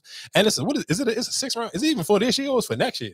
I think it's for next year. Mm-hmm. So yeah, you say, yeah, that's crazy though. That's disrespectful. It will be a 4th if he played 51% of the snaps next year. But which, if it's very small, they wouldn't even allow it. Yeah, that's crazy. Yeah, that's crazy. But shout out to the Steelers for getting over with that robbery. I'm not gonna hold you. The Steelers gonna be a tough robbery. There ain't no robbery. How ain't a robbery? It ain't a robbery, and that's why I say it's not a robbery, because what you was asking for before and how people valued him, and so that's why you didn't have a trade. And then you say, "Well, I want to do right by him." And I'm gonna sit here and go, because they said it was like 4 other teams that was involved. They never named the 4 other teams, but they said that's where it was his highest. That's where he really wanted to go. because I want to say he's from the area. Yeah, but I'm just saying it's a robbery because realistically, dog. And the crazy thing is because and shout out to RG3. I'm not RG3. I be saying what you be trying to do. You and Ryan Clark, I'm not gonna put Ryan Clark in the same boat as RG3 because that's a little bit disrespectful. Because Ryan Clark is married to a black woman, but RG3, I be peeping what you be doing.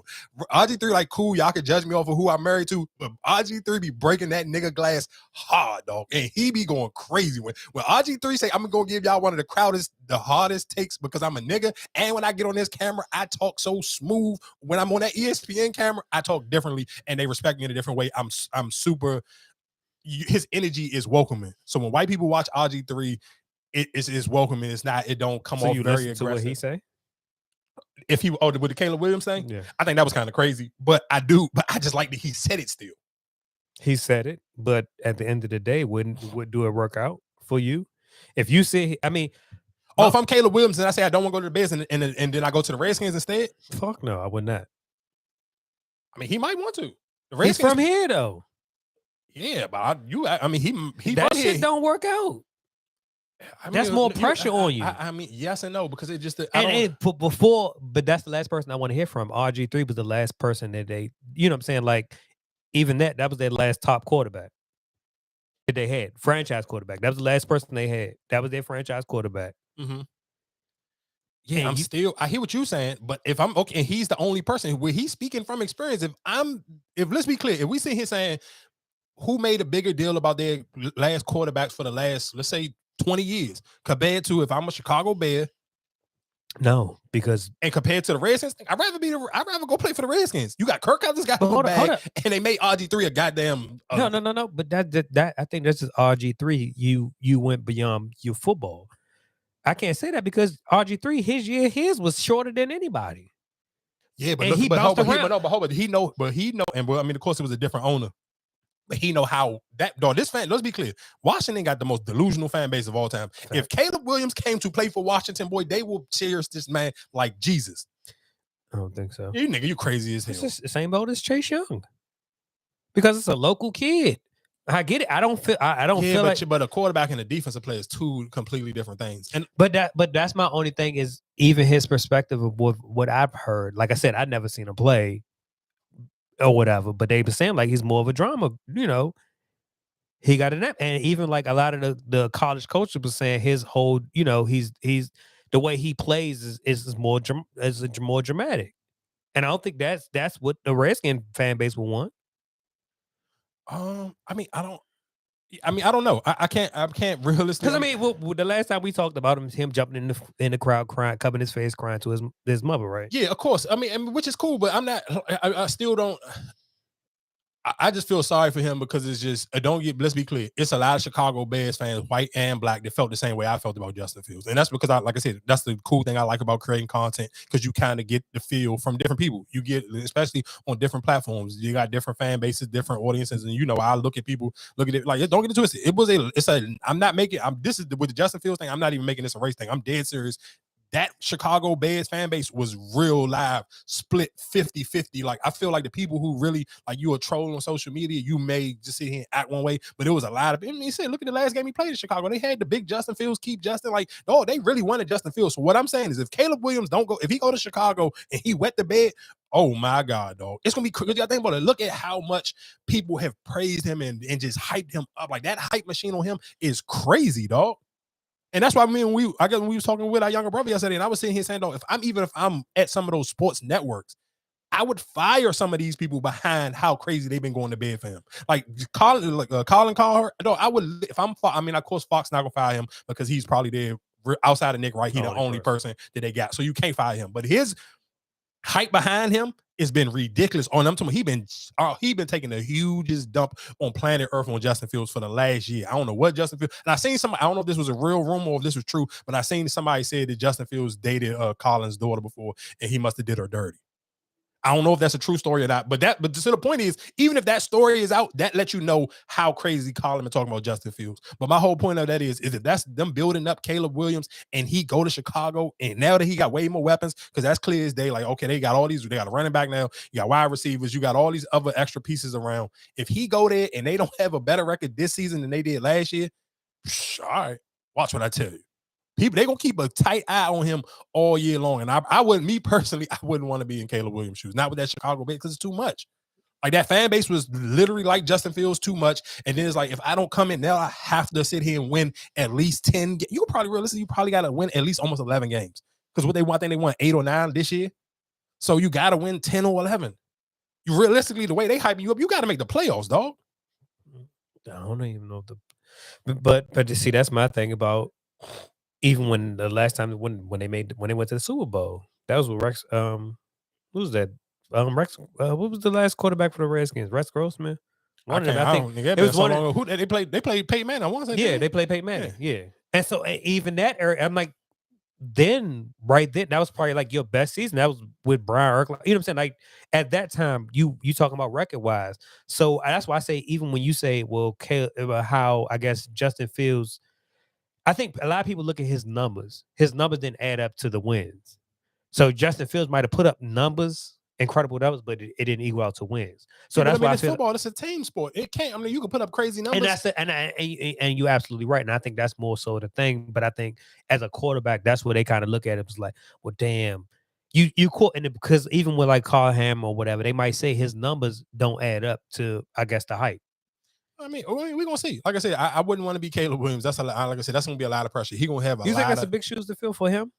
Hell, I'm not saying the Justin Fields thing. I'm saying because of the hype behind him. Like they don't like him. The two people in the college they talked about the most is Caleb Williams and Caitlin Clark. Like both, they neck and neck for the hype machine behind them. So my question, so coming in next year, will you feel better if you was Bryce Young? All right.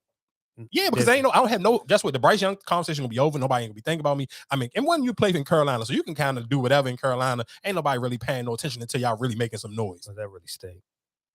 But nobody really don't care. Like people talked about it. I mean, let's be clear. If Bryce Young was a white quarterback and they stunk, nobody wouldn't even care. No, you ain't hear people trashing Mac Jones all year. They was doo-doo. They kept taking that boy in and out. They did the same thing to Zach Wilson. Both of them too. And let's be clear. But the Zach Wilson thing wouldn't have been as bad if Aaron Rodgers didn't get drafted. I mean, didn't come and play for the Jets, because nobody didn't care the year before that Zach Wilson was some trash. And then they had the white dude. What was his backup? There was and they was calling him Mike White Mike or White Mike, whatever his name was. It's Sam Donald. No, it was Mike. The boy name was Mike. They was calling him White Mike. The backup quarterback for the Jets last year his name was Mike. They had the t-shirts made and everything. White Mike. Like that was, I don't even remember what his real name was, but that's what they was calling. It was White Mike. But my whole thing is, Zach, going back to the point of it is, if you are you could be a mid. Look at the Raiders. Look at the Raiders and the Saints. Both of them, dog, man, they bigger names than Bryce Young is. What's the boy that he was a Raider, then he went to the Saints? Carl. Like, come on, nobody. They was doo-doo. Derek Carr. He was trash. And Jimmy Garoppolo. Both of them got all of them got hurt, but nobody don't care. Ain't nobody even talking about them. You ain't here. We talking off season. Ain't nobody talking about them. Nobody still ain't talking about them. So what we talking about? Like nobody. But again, that's what I'm saying. I'm just giving y'all an example. Not even trying to make it a race thing, but real quick, so we can get out of sports. But I feel like we didn't had enough women conversation, so I feel like we earned at least a good solid 20 minutes of some sports conversation. March Madness is here. Oh, and going into we can set up a podcast joint. Not as long as it's not no men's joint. We talking about the women's. I mean, yeah. Oh yeah. I don't know. I don't know. Yeah, I don't know no men's team. We could read them out though real quick while I'm looking. I did want to just come in with this. We'll clip it up. If anybody want to join in, we're gonna set up on the ESPN app. I ain't hear from my mom. My drive, my confidence. Oh, and my jump shot. The racial wealth gap impacts Black women's ability to leave a legacy behind. Only 17% of Black women believe their interests are being well represented by Washington policymakers. Let's use our voices and close the opportunity gap. Congress. The ball is in your court. What did I hear from my mom? And of course, if y'all know who that is, that's Big Angel. Real quick, let's just run down some of these brackets real quick for the women's side. Again, like I said, and I've been trolling fans. I ain't even trolling them. I'm dead serious. But anytime I got a chance to sit here and write them and say, damn, I thought I had it on say to my phone. I deleted it. What the hell? About the brackets, I definitely been in there, Jones. Did they show theirs? Who with the women's bracket? Yeah. Yeah, it was on ESPN and everything. Yeah. They did an hour jump on there. All right, let's go to the first jump. Realistically, I guess that the one seed coming out of the jump with South Carolina. I feel like South Carolina jump kind of realistically the easiest jump. They don't even have the only real competition that the South Carolina even got on their side, to be honest, is Notre Dame. To me, the team that What is Notre Dame? You said who? You said what number? Notre Dame is number 2 in that bracket. Okay. So in that one bracket is South Carolina and Notre Dame. I feel like them two probably should meet each other, I guess, before it get to the Final Four. In that the second bracket is the Iowa bracket. To me, that's probably the toughest bracket. It's Iowa, then is LSU is number 3, and number 2 is UCLA. So I mean, those is the two. And I'm only blown because of course, you had to win, so I can't be mad. But the crazy thing is, if LSU went out, LSU and UCLA gonna have to play each other, and Iowa will end up just have to play whoever win that one. But don't get it twisted. That Colorado team, of course, for all y'all who Coach Prime fans or whatever the case may be, his daughter do play on that Colorado on that women's basketball team. And then West Virginia, their head coach kind of went viral because he was like, "Let's be the team to send Caitlin Clark home 1, 2, 3, pack Caitlin's bag." So he said something crazy like that. Yes. What is the other Joan? Number 3. And they are one of my teams that I picked to come out for the Final Four is, of course, South Carolina, and they led by Juju Watkins. Her bracket kind of like sweet too. Besides, they play Ohio State, but Ohio, and don't get it twisted. Let's be clear, that Ohio State team is a tough team. And they have beat Iowa during the jump, but of course, Iowa beat them in the jump to get the number 1 seed. But I'm going with UCLA to come out of this. So my Final Four, I'm going UCLA. I'm going USC versus LSU on that side, and then I got South Carolina either versus Stanford or Utah. And don't get it twisted, that Tennessee, and my bad. So I just real quick, that I guess the final side was number 4 because that South Carolina, not South Carolina, but USC is the 3rd. The number 4 Joan is Texas. They number 1, and they kind of like, and don't get it twisted. A lot. When they was doing the talking and they was talking about, a lot of people kind of felt like Texas was kind of like, that people like really, they not really like a crazy team that people really supposed to be scared of. So that's why I still had either Utah or Stanford coming out of there. And don't get it twisted, Maryland may get lucky. Maryland is in that bracket with them as well. But I'm going to come out to play. Of course, I think South Carolina will come out that side. Consistent. You said who? I don't think Maryland. Yeah, Maryland. None of those. The crazy thing is, none on that in that little 4th space, or what is they play in Portland? I guess that's what they call it. They call it the Portland number 4. That little side. None of them really play consistent. Like all of them I feel like anybody can kind of be beat on that side because Utah kind of like hit or miss. And we talked about them a couple times this year. Maryland, like you said, hit or miss. Stanford, hit or miss. Like they all didn't have their moments. And even Tennessee, hit or miss. Like all of them have looked decent at times this season and then beat some decent teams. Like even think about for Tennessee, they took Carolina to a buzzer beater. So it's like, it's not saying like this is going to be like that little number 4 Joan. I feel like anybody can come out of there, but I feel like South Carolina will come out that side. And I'm kind of tossed up between LSU and USC. But I do feel like the Final Four will at least be South Carolina versus somebody and LSU versus USC. How y'all know I ain't got no faith in Caitlin Clark. She gonna have to prove. And I even seen Jamil Hill. I'm like, come on, Auntie. Like any other time, like you supposed to be on your super pro black. Oh, I feel like y'all doing Caitlin dirty. Why y'all making her stuff so hard? What you mean? She's supposed to be her. She's supposed to be the baby goat. Like she's supposed to be the greatest woman basketball player of all time. What you mean hard? Like what are you talking about? Don't it ain't supposed to be no cakewalk for her? Is she supposed to really be her? And y'all spelling the logo out with her and the H? Like prove it to me. If she come out here and walk through that whole side and come out and she see South Carolina in the finals, bro, she ain't got to win it. If she can make it back to the finals, I swear to God, I'm going to the Final Four or the finals. No, the finals. Because you got to think about it. For her to make it to the finals, that means she's going to realistically even have to beat LSU or UCLA in her bracket, and then to get to just the Final Four. She gonna have to beat, if I'm what I'm saying is USC. So she got to beat Angel Reese and then beat Juju Watkins. Then that's what people I've been cheering and taking my pom-poms off for all year. So if you beat both of them to get to South Carolina, nigga, I respect you. Or you ain't got to beat South Carolina because I know you're not gonna beat South Carolina. I can't wait to make that shirt for that. Oh, I can't wait to make that one. Yeah, so she can get there. She can get out of that situation. I gotta give her some respect. I give her 20. Pause. I give her 20 minutes. I will give her a 20-minute with that shirt on. With the shirt on, yeah. With respect. So she make it to the final, just to the finals. A 20-minute. I give her a 20-minute special with the shirt on. That's okay. And that could be it right there. Let that junk load up.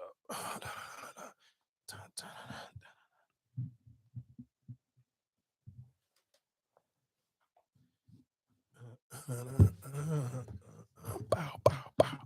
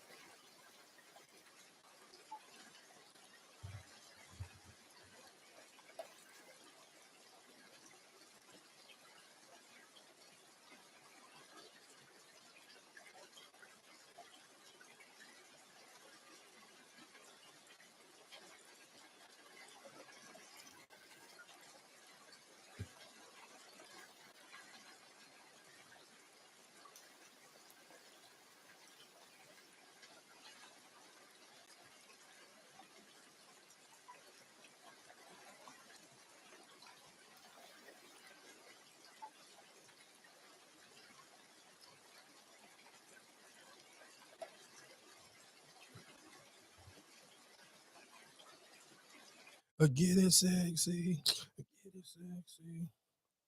Bow, bow.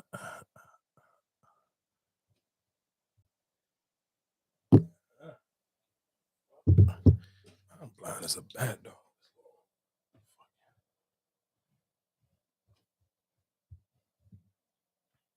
Yeah, I'm sentenced. I'm dropping my transcript, and I'm just letting people know there's no backtracking. There's never no backtracking. Like everybody who was putting ill information out on me, false information out on me, there's no coming back. There's no coming back. Like I'm sorry. Like I don't want to hear I'm sorry because real deal with paperwork, and I'm never gonna let somebody like shit on my name and down talk me for anything. And one thing I'm never going to do also is let anybody on this internet or anybody in real life make me feel bad for getting less time while still standing 10 toes. Nobody's going to make me ever feel bad about something like that, ever. Like I'm never going to feel bad about that. Y'all want me to go to jail so bad. And the thing is, I feel like it's because y'all never had nothing to say about me. Y'all can't call me broke. You can't call me ugly. You can't call me a bum. You can't call me pussy. So the one thing that y'all haters has, or clout chasers, has something to sit there and run with, y'all taking the shit and y'all try to run with it. You feel me? Y'all try to run with it. There's, like I said, there's no coming back. And shout out to my lawyer, but also shout out to my friend that paid $350,000 for that lawyer. You feel me? While all y'all was having regular, legal aids, yeah, I had a paid lawyer. Thank you to my friend. Thank you, Cardi. Shout out to you. You feel me? Shout out to a real one. First, it was like, oh, yeah, she's the only one outside with an ankle monitor. False. I was never the only one outside with an ankle monitor. And it's crazy because I had less charges than some of the people who was outside with an ankle monitor. But because I'm that name and I'm that person and I'm her, y'all want to take that and run with it. Now let's talk about this case right here. Oh, yeah, I got a year sentence. How the fuck could she get a year? My guidelines was 0 to 5. So I could have got 0. There's actually 2 people that got the same charges as me on my case that got probation. Y'all want people to go to jail so bad. Y'all want people to go to jail so bad. You want me to spend my life in jail so fucking bad. Like, I never had somebody complain about the time somebody got when they stood 10 toes. Like, you feel me? When they held it down. You think I would have got any time? As much stuff as I allegedly know? Let's talk about it. But yeah, paperwork here. Okay. You have to take your hat off to Cardi B for just being a real one. A round of applause for Cardi B, because dropping $350,000 on your best friend's lawyer. Of course, I mean, $350,000 ain't nothing to Cardi, but that's still a lot of bread, dog.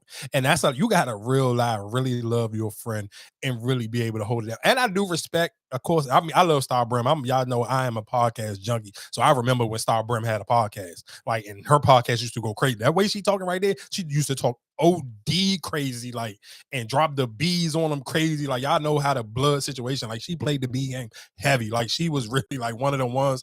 And I do think that's why even when people, the alleged stuff came out with her, when they was calling her the godmother and this, that, and the third, like, I don't know. I don't live in New York and I don't know gang politics, but if I'm just putting like the way she used to talk like she was really one of the ones. So I kind of get it. And I think that's one of the scariest things about being a popular female and you indulging in street activities, because you got to deal, especially because you Cardi friend. So the Bobs is going to do the most, and they going to jump on and like throwing like rat emojis on your thing. And don't get it twisted, when some of those blogs even picked it up, they was trying to say because she got 1 year, oh, they put the rat, like, did she snitch on somebody or this and the third? Like, again, because I listened to, like, again, I'm one of those people, like, especially if you got a podcast and her podcast really wasn't crazy, like topic driven, like you giving your real personality, you kind of giving your real takes on certain things. I didn't see that. I never even thought twice about it. That's why I didn't ever even talk about it. And she been kind of dealing with that child. And the crazy thing is, I guess the times in the world we live in, people were trying to say this was a rollout for Cardi. I'm like, bro, this girl been fighting this case for 4 years. What type of rollout you think that she needed to do for this? And again, like I said, that's just because we live in the internet day and age, and it's just people who out here really understand how the real world work outside. And then there's people, internet people, and then there's stan culture. That stan culture, and Nicki got one of those crazy type of stan bases. So it's like, it's annoying. And so I get it even for her, because you're thinking about, like, I'm dealing with, like, she was the only woman on that case. She was dealing with dudes. So it's like she on a case with a bunch of dudes, like on a gang RICO case.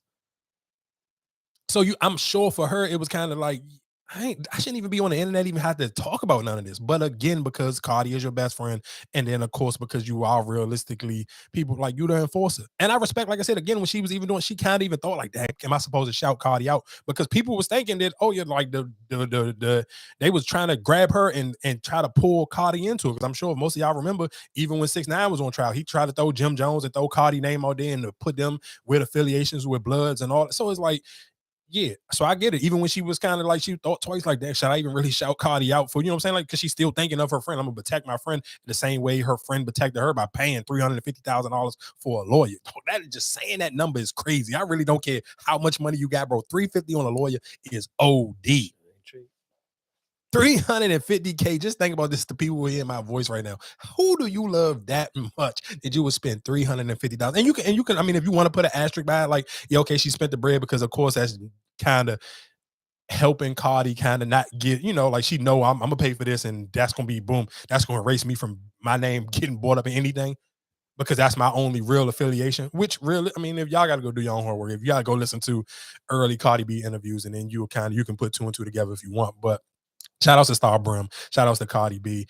And again, like I said, that new Cardi song, it was cool. Like I said, it wasn't horrible. It was just cool. I like it. Don't get it twisted. She had some little bars in there. Some of them Jones kind of made me like, okay, she had a little scrunch up the face type of bar in there, but it still just wasn't like that shot. What shot? She threw shots at. I mean, the crazy, of course, the funniest bar was the one that was on the clip when she was sitting here saying, y'all go to Miami and y'all be 4 in the room. That's, I mean, a bunch of the girls, especially during the summertime, girls will use that as a caption all day long. Especially if you down Miami and you doing some big flexing, like if you're at like Prime 112 or you on a yacht, you know the caption gonna be y'all in Miami 4 to a room and I'm doing whatever, blah, blah, blah. Like that, and that's sometimes where it's like, when you use those type of bars, you know for a fact those are gonna live forever. Like that bar gonna last all summer, because some of the girls gonna use it right now who in Miami, they gonna use it for spring break. And then some of the girls gonna sit here and use it during the summertime when they go to Miami. People gonna use that line. That line gonna live throughout the summer. So shout outs to Cardi for that one. Like I said, that line, it was a tough one. I ain't gonna hold you. And then real quick, I guess while we talking about lines, did they got a clip in that joint of them saying this? Oh no, they don't do it. I thought they had. Damn. Oh, did they? Hold on. Oh, here you go. Man, look at these little motherfuckers. Always trying to extort a nigga. Hey, big bro, you want some Clayco water? Man, I don't want no water, bro. Why? It's that Clayco water. Clayco water. Clayco water. You drink shit. Man, y'all niggas split that. Clayco water. Let me get some water. Man, get the hell on. What the hell Drake got going on? Man. So for people who don't know, I did just play the clip without leading up to it. So people don't know what that clip was. Of course, last week when we talked about that bar, when Drake said, what is that water? What's that? What's in the water in Clayco? So they got it's a water bottle, and on the water bottle, it say Clayco water. So of course the water boys in Atlanta out there selling Clayco water. Like, man, that's that. And you heard him. It's that new Drake. That's that new Drake. It's that Clayco water. So of course, Lotto leaned into it, and then she posted just the water bottle. And then Drake Drake posted it. Drake posted the Clayco water bottle on his page. He posted, how he just posts a bunch of pictures. So he just posted a random picture of some Clayco water, and then Lotto reposted it. And the crazy thing is, and this is what because people was like, of course, Lotto haters will be like, oh, it's crazy. You sitting here ratting on your sister relationship, but you ain't never sit here and talk about yours. And I seen people in the journal is like, people like a crazy plot twist would be, what if Drake and Lotto been dealing with each other? Jeez.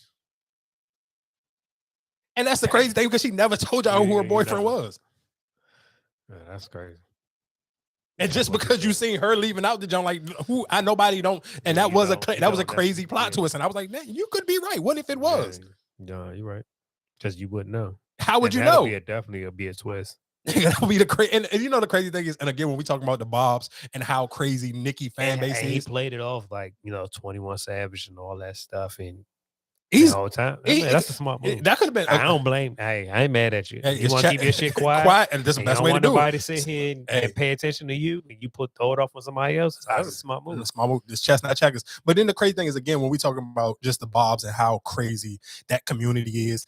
Oh, they was in the comments like, oh, Drake, you so disloyal. How you sitting here cool with Lotto and this, that, and the third? Her and Nicki got smoked. What? Who do y'all like, bro? Y'all cannot be that crazy.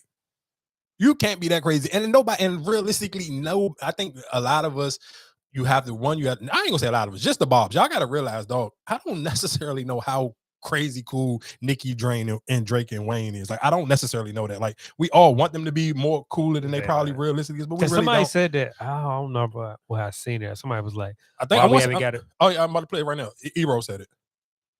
Owed as hip hop fans a collab Drake Wayne album, EP? or just an EP, or a Drake Wayne Nicki 7 joints, 5 joints. Where's that relationship between Drake and Nicki? There's I think it's love. When the schedules align, we're cool. When they don't align, she had him on her album. Yeah, okay, so it was all that was cool. I think we're owed. I don't know. To be honest, if I'm just, I guess, on the outside looking in, it looked like Drake just do stuff for Nicki as a favor to Wayne. I don't feel like it's no really genuine. It don't seem like they genuinely cool. Like, and the reason why I say that is because that whole Meek Mill shit, I think. Yeah, it's like, we can be kind of like over it, but I don't really necessarily know if he ever really over it. Because that could have, of course, Meek got the worst end of that, but that could have went super bad for Drake. Like, if Drake wasn't the real competitor like he is, dog, that could have went super bad for him. Yeah, you're absolutely right, and I feel like that's just me, you a female, and just in confidential, and you sit here and told that to somebody that you dealing with, who I got beef with. A vulnerable moment, of course, and even just not that though. I'm just still even saying, like, just for example, like Drake on tour right now, and he just I guess J. Cole went off, like J. Cole got, he got we did talk about the Dreamville Fest. He got the Dreamville Fest coming off, so he went off, and then he put Wayne and Dirk on there. But it's like nobody's gonna question Drake's love for Wayne, because anytime he get a chance to, they in the room together, he gonna always express how much love he got for Lil Wayne. Yeah, it's not that same thing. You just sit here, even still, when Wayne was on tour and Wayne was even doing smaller venues, Drake still was popping out on Wayne shows. Like, when he had when Drake got free time, bro, Drake gonna make his way to somebody else's show. He gonna make his way to a studio, and he gonna do whatever the case may be. Like, I don't never think nobody, and I think realistically, we talked about this on here before. I don't think the reason why we never got a Drake and Wayne collaboration album, because I think it's too much pressure on them. Like, there's no pressure for Drake to do one with 21. There's no pressure for him to do one with Future.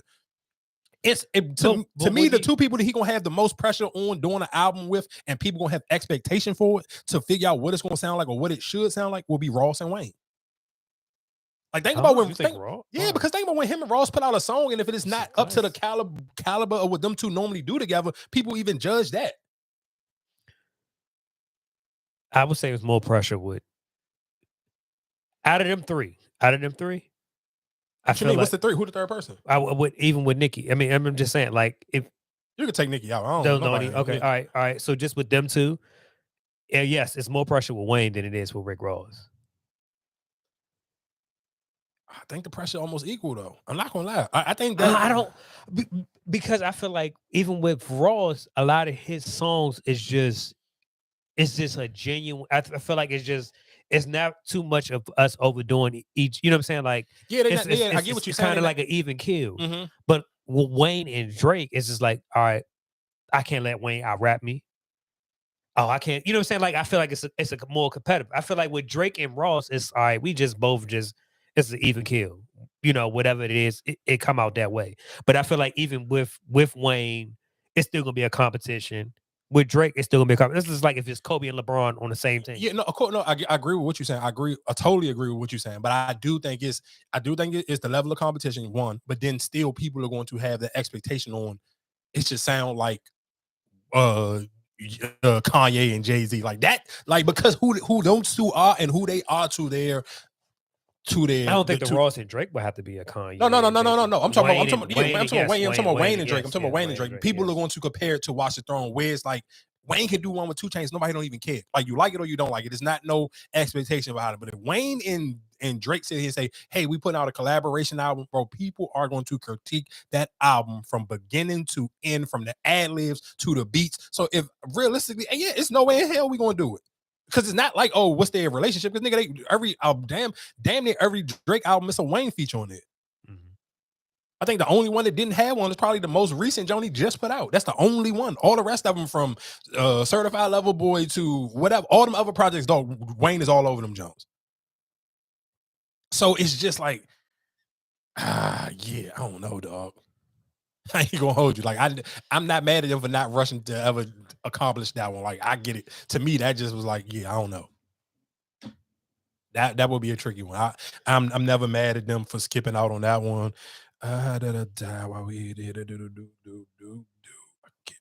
well, let's get to, I guess we kind of talking about Bruno Mars. We can talk about Bruno Mars. I'm gonna play this clip from Shannon Sharp and Ocho Cinco on Nightcap, and they were talking about Bruno Mars is allegedly owed $50 million to the MGM. He's in a debit from gambling with the MGM as surprise. Bruno Mars? I'm just in general. I think. I mean, I don't know nothing about Bruno Mars, so hell yeah, I'm surprised. No, I mean, I think more a lot of these, industry. I mean, not industry, but corporate, the way they move. You get a lot of like. Oh, are you saying am I surprised that they allowed him to have that type of debit with them? Yeah. No, because he already got he on a he what's some Jones called when they do what the Usher just did, the what is it called? Yeah, he got residency with MGM. So I mean, of course, even when they was here, when he performed here, he performed at the MGM. So I'm not surprised on that one. Yeah, I agree with you on that one. I'm not surprised that they allowed him that type of credit to get into that gambling debt. I'm not surprised on that. But I'm surprised that he allowed himself to get $50 million in the hole with somebody, bro. It's ridiculous. But that's what I'm saying. But no, because even like I think when you think about when they talk about like MJ and like his gambling issues, like a lot of people how they have these ties with those casinos where all right, you in the penthouse suite, blah blah blah. I don't think it's just strictly on gambling. It's like, all right, well, because you're the biggest spender in here, I'm gonna give you this comp card. You know what I'm saying? Like, well, you can see. Listen, Marcus, I'm everything you saying is absolutely right. That don't have nothing to do with you being the person sitting down and allowing yourself to get in that hole. You guess what? The casino don't have. They have nothing to lose because guess what? That money ain't even right there in your face. You're losing your money. So he in debt. I think his contract with them was supposed to be for like $90 million. So basically, he owed them 50, and then he's still gonna have to pay taxes on that 90. So realistically, he basically be performing at the MGM damn near for free. So would you be mad? I mean, if you're tied into somebody, hell yeah, you don't think he'll bring that money back? No, they already know he gonna bring it back. That's why they got him on residency, and that's why his contract was for $90 million. So with the, I'm saying, so with the debt is just with the MGM, the hotel, like the company, MGM as a company. So they just saying it's off of him gambling, or just it's him gambling. I'm gonna play this clip for Shannon Sharp though. So I don't know if you read this story. There's a story alleging that Bruno Mars has about $50 million in gambling debt with the MGM Grand. He had a relationship with the Park MGM Las Vegas Casino, the hotel, for more than 8 years. Bruno Mars is reportedly taking home $90 million a year from his current deal with MGM. And he just launched a cocktail lounge, the Pinky Ring, another Vegas-based MGM property at the Bellagio. Still, $50 million. Now, I was listening to somebody today, and they said this high roller said that he was playing next to Bruno Mars, and he watched him lose about $17 million. Man, come on, man. In the span of a. I'm just saying what do me a favor. Think about what you just said. Just think about what you just said and say it slow. A high roller sat next to Bruno Mars and watched him lose. Say the number slow. How much? 17 million. That's a lot. You know what? I almost got upset. But I'm gonna gather myself. Especially as I'm not gonna get upset. But just think about that. 17 million down the drain. Yeah. How? Ocho, you know you try to get it back. How Ocho, are the people in the casino knowing and seeing that he has a problem with gambling and still allow him to gamble? That ain't my problem. You ever seen the movie The Gambler? Mm-hmm. You ever seen the movie The Gambler with John Goodman and Mark Wahlberg? Yes. No, listen to what I'm telling you. See, and that's my only thing is just like how you get into these deals and you probably don't realize that people got a gambling problem. No, I'm gonna tell you when people got a gambling problem and where you don't realize it is. And this is just I'm speaking to everybody who gambles, especially like on FanDuel or DraftKings, whatever junk you use. Because after you upload that money, the money don't seem real no more. Because it's not in your hand. It's a different life. If I'm at a dice game and we outside in the hood, I gotta pull my money out my pocket and place the bet. So it's a difference for when you got that credit. When you got the credit, because the money not there. It's almost like playing a video game. And that's how it be. I be catching it. But y'all know me, I'm cheap. So I'm gonna tell y'all, I'm not never going, and I caught myself the other day and I felt bad because I bet like 15 against the Warriors and the Lakers, and I was just like, and that to me that was a lot for me. For me, that was like I was getting out of pocket. The only time I ever bet more than that was the Ravens versus the 49ers. So it's just my only thing with some of that is it's just like that money is just invisible because it's not literally in my hand. You just upload the money. Okay, it's on your FanDuel account, so you don't so you ain't paying no attention. Or even like you said, when they give you credit, because FanDuel do it all the time. You bet enough on it, and they'll sit here and offer you like hey, we got here go $5 bonus dollars. Bet on whatever you want.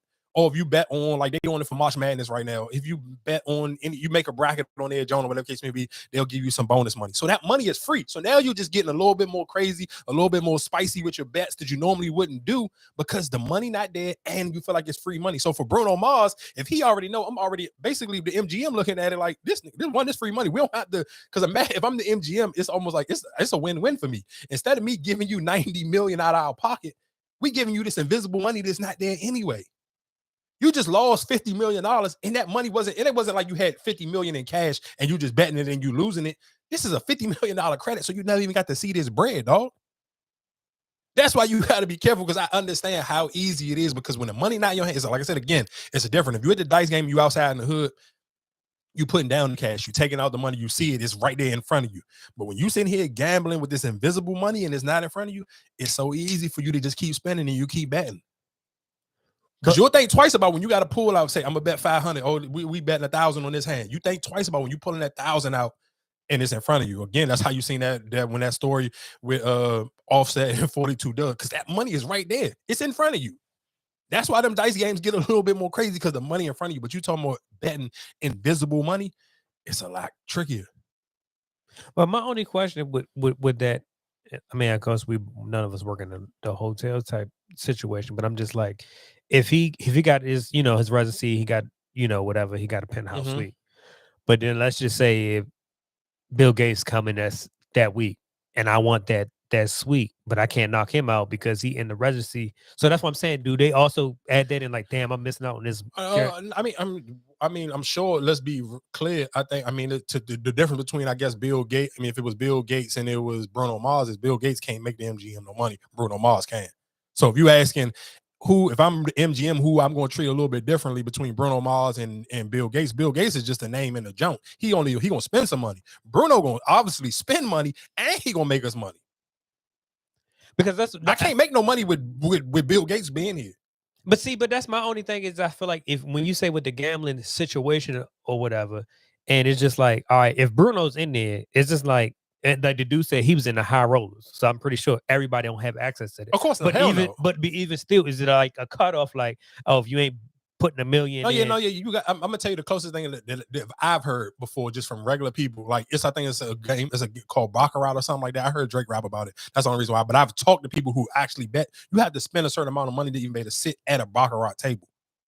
So of course, so for you talking about like whoever this high roller is that Shannon Shaw was talking about, I'm sure you got to be able to you got to be able to spend a different type of money. You probably got to pay to even get into some of those rooms because they not just you're not about to see Bruno Mars just at some random blackjack table with regular people who got to go to work every day. Hell no, because he betting too much. Like, how you gonna sit here? Bruno sitting here saying, I'm betting 100,000 on this hand, and you literally only got $100 in your pocket. Like, how you can't gonna be at the same time with Bruno Mars? So yeah, hell no, you at a whole different zone. That's a whole different ball game. Yeah, but shout out to Bruno Mars. You're gonna be doing a lot of shows for free, my G. I don't know what to tell you, big dog. That one is a little bit crazy. Did I send you this joint? Oh yeah.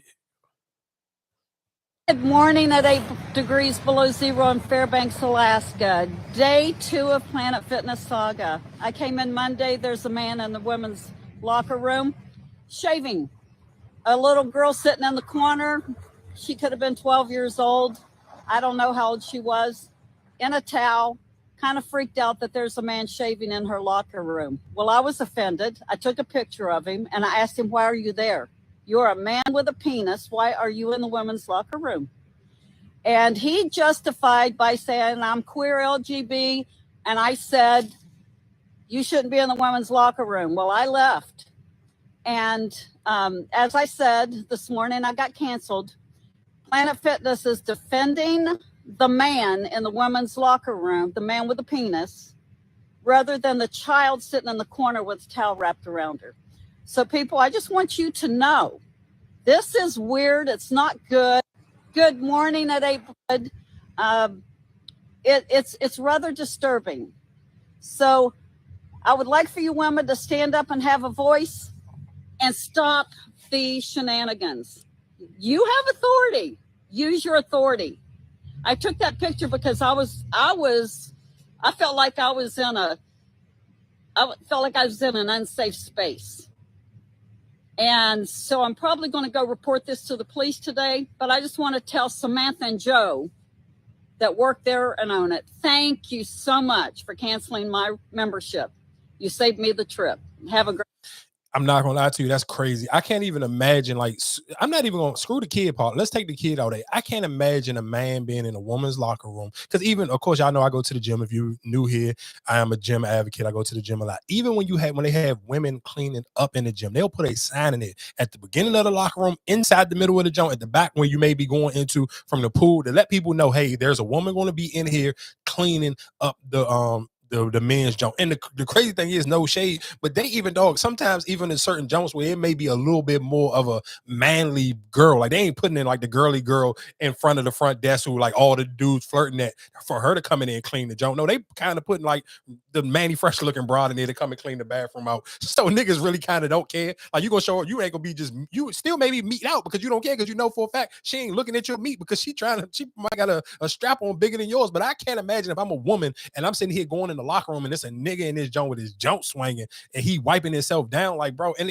she a white woman, so I only can imagine this probably is a white man. And I don't know how many of y'all ever been into a gym locker room with white men, but I swear to God, they do not care. They do not care how small their meat is. They don't care how old, wrinkled their cheeks is. They just gonna walk around like they at home by themselves and ain't another soul in here, dog. And you wonder why that young lady felt some type of way about you telling her to go make workout videos. What you mean? Because you just sit here and say it. Well, the lady that's in there cleaning ain't no attractive. They don't give a damn. Nigga, that's how they sending them in there. What you want? You think you just the whole time. So you think at a gym, you think they sending the prettiest girl to work in there to clean up the male's bathroom? Ain't no way in hell, nigga. She will quit that day. Listen to what you're saying, right?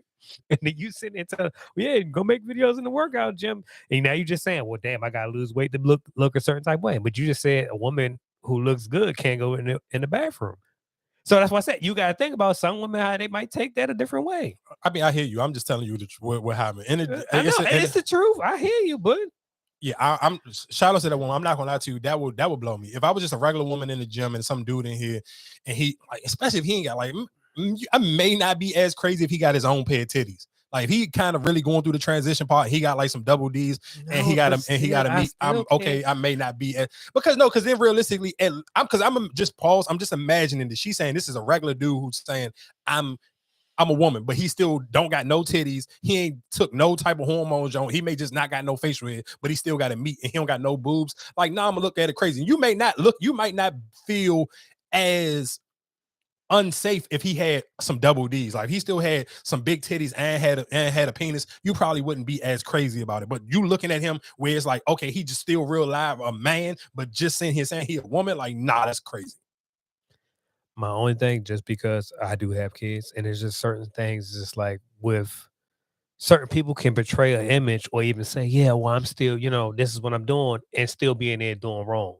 That's my only thing. Is just like I can even give it another example, because this will go transition us into our next joke. If I seen Saucy Santana in the locker room, bro, I'm not getting undressed in front of Saucy Santana. I'm gonna keep it a buck, and y'all know. Okay, I'm not like the BBL with the nails. I'm not doing it. Okay, then my question is, so you saying you wouldn't feel comfortable getting undressed with him, but for a guy who don't look as a woman, you feel more. Hell no. If you so if you listen to what I'm saying, because guess what? This is just me being honest.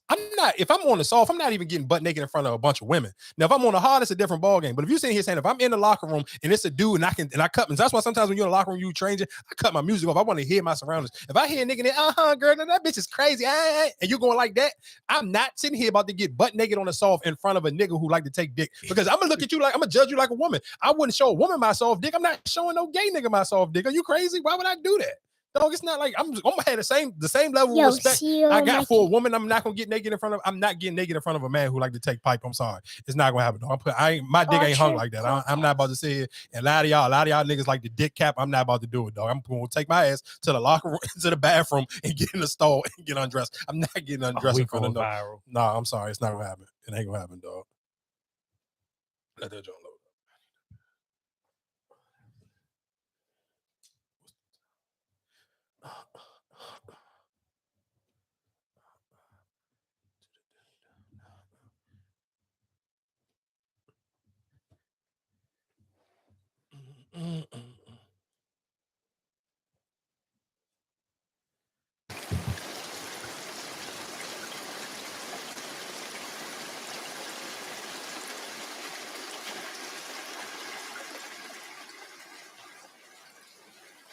Yeah.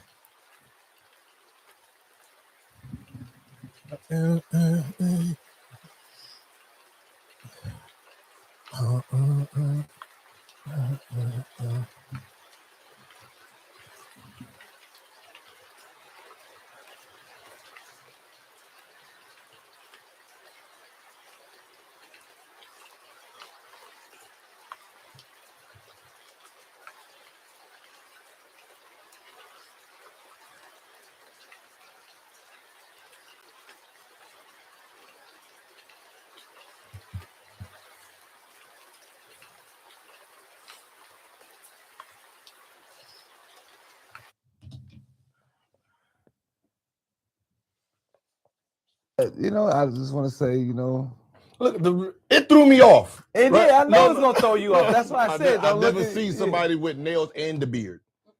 That was the problem. It just threw me. It threw me off. And then when I hit the video, twerk. Did you not get it? Damn. You like the twerk video? He said it's like water. What he say that? I'm not gonna lie. Gotta be careful on how you play, dog. No. Stop. Stop. I'm not gonna lie. I'm not rolling, bro. No. I mean, all I'm saying, if I had the rate between who's better, him. I'm trying to say him or Megan Thee Stallion. Stop, man. I don't know who I'm gonna throw my dollars to, dog. A good show is a good show. But you know, I just want to say, you know, good show. But hey, Sauce, listen. I got rules. You listen. You can't talk. No. And you can't look at me. If you look, I got 100 those. I got the where does money come from? I got the honeys. Listen, listen, I don't mind. I don't know if you dealt with it. I don't know if Nick, is that what you was doing, dog? I was like this. He was like this. I was leaving it. He was leaving it on the dresser. Hey, Sauce, y'all being there like this? Yeah. Shaking my nigga. Can you say that? Nah, stop. You can't do that? Nah, hell no. What you doing with all this money, man? No, I'm saying, how are you supposed to get a lap dance from the dude and you street? You gotta sneak it to him. You gotta play this. You gotta say, you see that right there? You see that right, you see that right there? That's all you player. You can't laugh. See, that's why you got in trouble. All right, I'm done. Good show. But hey, you can't. All I'm saying is it was twerking just a little bit better than Megan Thee Stallion. Kind of caught me off guard. So like, wait, I had to double back to make sure it's the same person. That's it. Hey, Nick Young, I got a serious question about you, buddy. One. Serious question about Nick Young. Just real quick. I do. Of course, let's be serious. Let's be for real for a second. I know Gilbert Arenas is trolling when he was saying all this. He was just being funny. And to be honest, because if you don't pay enough attention and you ain't really a podcast fan, Gilbert Arenas was catching a lot of smoke from a lot of real dudes. A lot of dudes, a lot of other athletes, a lot of other rappers. People was on Gilbert Arenas' head for that little whole joke with him, Nick Young, and Dre. So I feel like what's the cleanest way for me not to sit here and try to kind of like die that conversation down, because that conversation completely slow down. Everybody stop talking about and let me see something real quick, because even when I posted it on TikTok and he was like, "Oh man, Jalen Green knew who he was laying. You can't be mad at Gilbert Arenas." Let me tell you something. I don't care about who you lay up with. You can sit here. Y'all know that Lil Wayne song. I don't care. It was a prostitute. Listen to what I'm telling you. That ain't the point. I can live with this woman. Could have had 1,000 bodies. I wouldn't care. But if she become my girl, those 1,000 bodies I don't want to hear no more stories about them. And one thing I learned about, again, what you got to learn about social media, everybody don't grow up the same. Fighting words ain't the same for everybody. Because this is what I'm saying. For most men who heard that, when he heard it, like, bro, that's corny. If that was me and that was my girlfriend or my baby mother, dog, next time I see both of y'all gonna have to see me. Some people are okay with niggas just violating them and saying whatever you want because your girl used to be a freak back in the day. You allowing a man. I don't care about her past. You're not going to violate or disrespect me as a man. We still men at the end of the day. And I think I think even with that conversation is just because you forget about she was dealing with Orlando, you know what I'm saying, the other football player. And you ain't say that, or you ain't even tell that story then when she was even popular then. And it's just like now you bring it up because it's an NBA player. That's more now. I like I said, I get it where a lot of people like, dog, that's some sucker shit because like she had a whole another child and you ain't saying that and you ain't even bring this story out until now. Okay. Good. I was trying to see if they put out something new. Oh, hold on. Matter of fact, I think Planet Fitness gave an update. The woman that exposed the man shaving in Alaska Planet Fitness, the woman in the locker room is a 12-year-old president and the membership revoked. And why is Planet Fitness prioritizing the man's penis and overusing the woman's? TikTok. Oh, you don't. They ain't put nothing. I guess they still saying they stand. I'm gonna play this clip from Saucy saying, I want to say, is this the newest one? I was trying to look for that. Yes, he He responded. Yeah. No shade out. I feel like bruh trolling. I'm trolling too. It's you know what I'm saying, kicks and giggles and shit. But that really be some real ass shit. And y'all gotta realize this why when niggas be around gays and be acting weird, it's because they start having thoughts. They mind start motherfucking wondering. And now you saying like, well, I hit that. Nah, dog. Nigga shake better than Meg Thee Stallion. Shit, if I had to put it Stop back. disrespecting Meg, He dog. don't say nothing. Maybe he got a wig. Niggas really be having thoughts, bitch. You gotta really be secure in who the fuck you is. And bottom line, so you see, bro, just joking about it. I don't know, you know what I'm saying? I would just assume he's straight. I don't know nothing really about for real. But these be thoughts that niggas really be motherfucking having, bitch. Y'all better pay the fuck attention, bitch. Stop, don't be bashing the gays, bitch. Get your mind right. Yeah, listen to what I'm saying. I don't know. Let's be clear. Let's be honest. Saucy Santana may have a point. One, my only beef with, even for Gilbert Arenas, bro, you could have picked any other woman to use as an example, bro. Don't play with Meg Thee Stallion, bro. Meg Thee Stallion is on a elite level when it comes to shaking them cheeks. Like, dog, you gotta stop. You took it too far. You could have said anybody, although you could have found the woman who kind of a little bit stiff, and then people made them like, all right, yeah, cool, I get what you're saying. But you sit here to say, you couldn't. You couldn't. You really couldn't. You can't as a man, as a straight man. You shouldn't. Hold up. But I'm just, dog, Meg Thee Stallion, you're being ridiculous now. Like at this point, you're dragging it. So then, if I compare it to, let me say, oh yeah, Cola Ray. Who's Cola Ray? Little cheese be moving. But who else? But that's what I'm saying. Like, who else can you sit here and say? Who else be twerking? But listen to pause. This is what I'm saying. Anything he would have said it would have just, you would have had to put the ultimate pause meet in. Well, let's say if he would have said Lizzo. Exactly. So that's that's my point. I don't want no smoke with Lizzo because Candace Owens already tried to play. And again, just real quick, and this is just out because I made it my point, and I'm not gonna keep bringing up Joe Budden. All I want to say and tell you, because the same way Meek Mills heard that clip and now he want a podcast, Joe Budden, I know that some of these might float your way. Sir, fire your manager. You keep putting your best content behind a paywall is absolutely the most slowest. I want to use the R word. Paywall?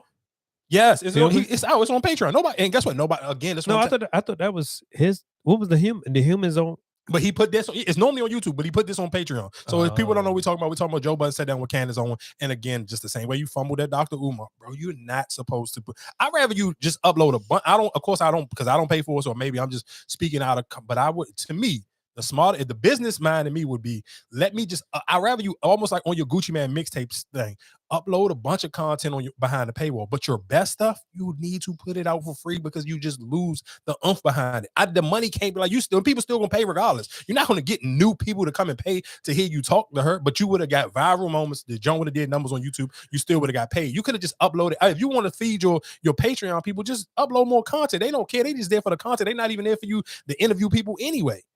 But to me, if the manager in me would never allow my client to put his best work behind a paywall, it don't make sense. So what you would say, do the more of the interviews free and the regular content? The thing is that conversation will go on deaf ears because I told y'all, okay, let's say she go do a Breakfast Club jump. You know that's gonna do numbers. Again, I told y'all that was gonna do numbers. It's gonna be on all the big. I just felt like he just fumbled the ball. That to me was OD. I wouldn't recommend it if that was my client. I wouldn't do that. And if I'm him, you better start looking at your manager different if that's what they keep telling you to go. But let's go to Philadelphia. I ain't gonna lie, I ain't know Philly was getting that. Oh, and I gotta play this New York jump. I'm trying to think, I want to go Philly or New York first. Rest in peace to Fat G's. And the crazy, I know who Fat G's is from Meek Mills, and this is kind of like around that World Star time when World Star was kind of like really World Star, and this was a young boy from Philly, and he was getting popular. He was rapping like he was coming up like right around, like almost around the same time. Like I want to say like Shy Glizzy, like I want to say like Meek was posting him and Shy around the same time, and then but just man, Philly different. I ain't know if Philly was getting that crazy until you kind of just keep hearing stories and keep seeing clips. But again, rest in peace to Phat G's for everybody in Philly that is listening right now. I don't think they're gonna get a suitcase walk. But that's not gonna happen anymore. Not in the city of Philadelphia. You're gonna get prosecuted, and it's gonna be a felony. It ain't gonna be a misdemeanor. Can you say something to the youth, please, about all this that's going on? Well, all I have to say to the youth is put down the guns, because if you come here with a gun, the chances are you're not gonna make it home. I hate to say it like that, but we have to keep it real.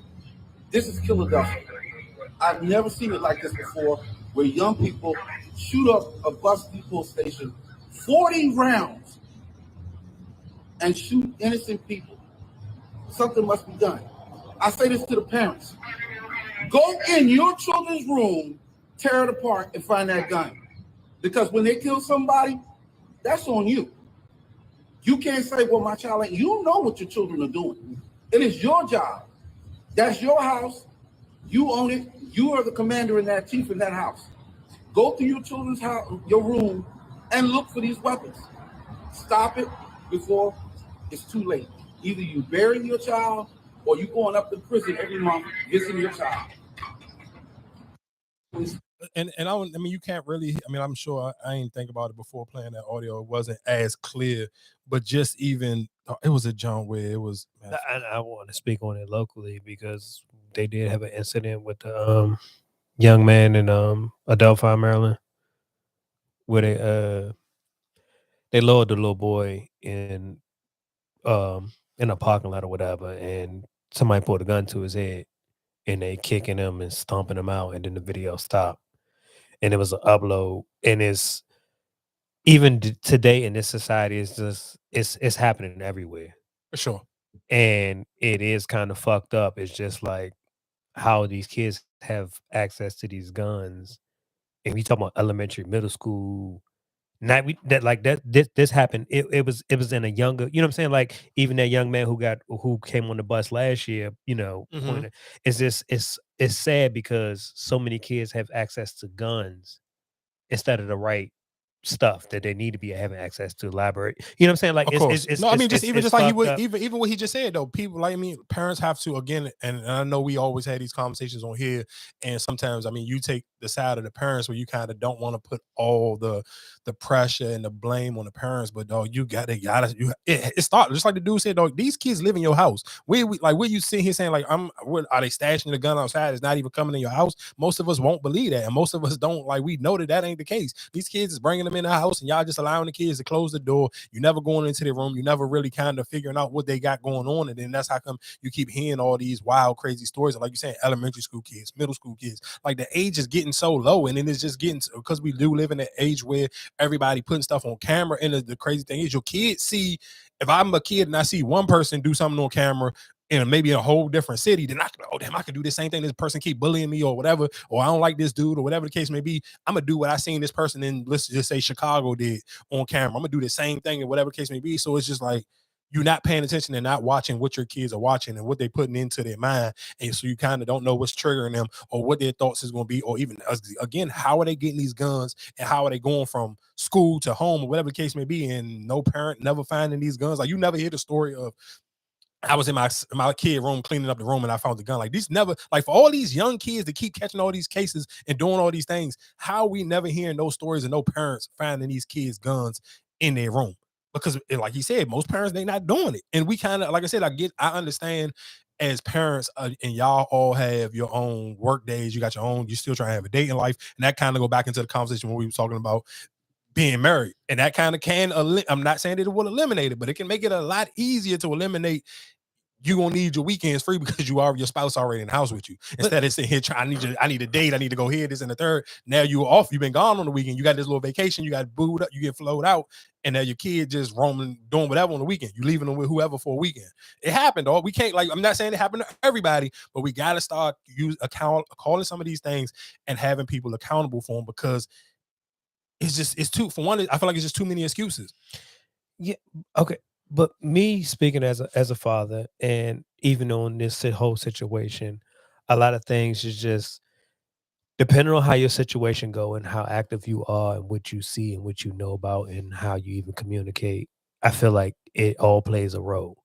And then if it's even sometimes like I think it's just your presence or what you sign up for, what you do can, show affection, show a different outlet. Mhm. And even like I can speak even for me personally, because I had to switch my day off this week because my son and them, their school is having something like it's a man little what's name at the school. Mhm. And so I changed my, they I reached out and them was like I changed my schedule around so I can go to that and just, I'm saying to go there and see what's like a father, type of thing. Mhm. And I think like a lot of people probably look at him like, oh, I ain't doing that. You know what I'm saying? Like there's certain things that you just like Brush you might off. not want to be Mhm. in there, but you just gonna do it. Like, all right, I'm me being there might make a difference, or even me speaking or even saying something might make a difference. And I feel like even now, a lot of people who just play the whole, oh, I did such and such, I ain't got to, you know what I'm saying? Like it's certain things, like I guess you might feel like you too big, but just you being there, your presence. And even with my son, I'm just like, oh, well, dad, yeah, my daddy's here. My daddy came. You know what I'm saying? Of Like course, for sure. that shows, Did like you care? it is Did you some type care? of change. Did you care? And then, like you said, you showing up for your kid, and your kid will remember those moments on who showed up and not. And because, and it'll be clear. I mean, we talked about it on here before, even just with our dad, like whatever his excuse would be, why he didn't go to so many basketball games or why he didn't push, whatever the case may be, and not sitting here saying like we harbor like we was mad because we didn't make it to the NBA, but it's still a question in your mind of. A What question did you that make sacrifice for? no, me or just asking, hey, why didn't you come to some of these games? Like, why? What was your? And I mean, of course, and he had maybe in his mind, he felt like he had a valid excuse because he didn't want to put no extra pressure. He wanted us to just be able to play freely. But to like, and as a kid or as an adult, you can take that however you want. You could dissect it. Some people may feel like, oh, that's a bullshit excuse. That's not a good reason not to come to your kid game, whatever the case may be. Because even like I said, in both our minds, not sitting here saying, oh, I wish I would have went to the NBA, or if my dad would have came to these games, would it made it a difference? But you don't necessarily know if he'd have gave you that extra push, maybe not the NBA, but maybe you would have got a free ride to college. You just sometimes you don't know. So like what you said, showing up for your kid, even though it's not something that may be mandatory, and maybe they might not lose sleep over it today or tomorrow if you don't make it there, but you showing up, and then let's just say if it's a classroom full of, let's say 30 boys and only 2 of the dads show up. For them kids who got them 2 dads that showed up, that's gonna make them kids. Well, at least my dad really loved me because he showed up, and the rest of y'all 28 people, kid. I mean, y'all father ain't show up. They don't even care about you. So you don't necessarily know how it may help or motivate your kid when you show up for them at that level, instead of sitting here coming up with whatever excuses and reasons why you may not have it. Because then again, like I said, as an adult, then you're gonna have your kids still not maybe say like, I'm not mad at my dad because he didn't show up. I really don't. But it's still just something that you kind of just want to answer to, like, hey, why didn't you show up? So, I mean, like I said, again, rest in peace to Phat G's. That was the reason why we even started this conversation originally. I do want to play this clip from from a Muslim brother from Philly, because I do, one, it is Ramadan, and we did talk about that last week a little bit, and just kind of acknowledge how like people in Philly feel right now, because this was one of their Muslim brothers, and this is in the midst of Ramadan, and Phat G's was like an open Muslim. Like you see a lot of people posting his picture today, and it's him with with his kufi on and his, I don't know what the other the word for the rest of the garment is, but he had his stuff on. Mookie Mook, Cheese, PNB Rock, Phat G's. This is why I don't live in the city of Philadelphia for the last 4 years. Because if you young and you lit and you got motion, if you living in the city of Philadelphia, you're not gonna make it but for so long. You get what I'm saying? A tragedy just happened last night. You get what I'm saying? It's like these tragedies, it seemed like they just gonna keep on happening and happening and happening. And these people, they got motion, they got resources, they got money, but you can't stop death. You know what I'm saying? And it's sad that, it gotta be these ones. But I really don't know what's wrong with my city, man. So I will advise everybody that got something going on to get out, move differently. Stop trying to be in the streets. The streets don't love nobody, man. The streets will take you away from your family. It's Dear CO checking out, man. Please stop the violence. Put the guns down. Get some money. Because listen, I'm in the city of Philadelphia, and it's alhamdulillah that I'm here with my family doing this Ramadan. But I walk past a young guy with my mom, my son. We don't mean no harm, but he clutching on his gun. My city needs something, man. And I hope that y'all share this message out to a young bull and he hear this and let him know, have a heart, man, have a soul, please. That will hold on real quick. It was just one more. My bad. First of all, right, I want to inform y'all, I'm not gangsters. You know what I'm saying? Secondly, I want to ask y'all, what's wrong with y'all, man? Like, where you was raised at? Like, what did they teach y'all in your upbringing, man? During the month of Ramadan, in a Muslim city, man, overly populated. Every time you seen this child, you seen his teeth. You seen his prostration mark glowing. Worshiping. I ain't had no decency to decipher. No, we gonna pass, we gonna chill. You know what I'm saying? For the month of Ramadan, fear Allah. You know what I'm saying? First thing y'all do is go ahead. Then y'all get locked up.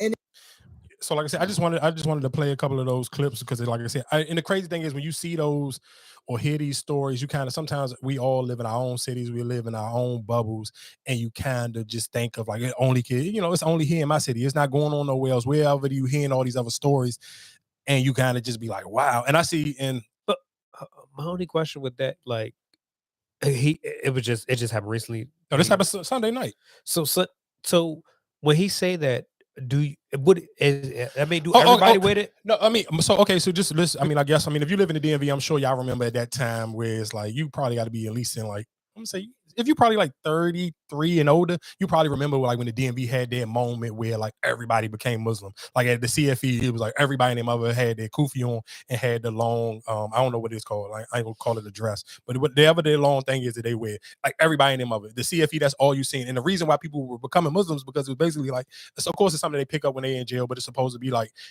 you're not supposed to harm each other. Like you never supposed to harm another one of your Muslim brothers. It was supposed to stop a lot of like street beef. So if you know for a fact this another Muslim brother, and not saying like I don't know, I don't live there, so I don't necessarily know who took him or who killed him, but I'm sure, word probably speaking, that's probably why he was saying it and even bringing up the Muslim, situation with it. We're kind of like, oh, y'all violating basically our code. You're supposed to stick to some type of religious form, but it's just kind of like, that's why my question it was supposed to basically be like, if you didn't know, how would I know you was, you know what I'm saying? Like, well, for him, it's especially for like somebody like let's use like Freeway or a lot of them. Some of them show it a lot. Like you can tell, like even Lil Durk now, like he talk about his Muslim, like or Kevin Gates. A lot of them they speak on it. They even show their prayer. Like Lil Durk showed him praying and showing his prayer rug with him in the the mosque praying and all that other stuff. So it's like some people go out their way to actually show how deep or how serious they are in their walk. So just to kind of see somebody where it's like, if you go on Twitter and you search his name, every picture is him with a kufi on.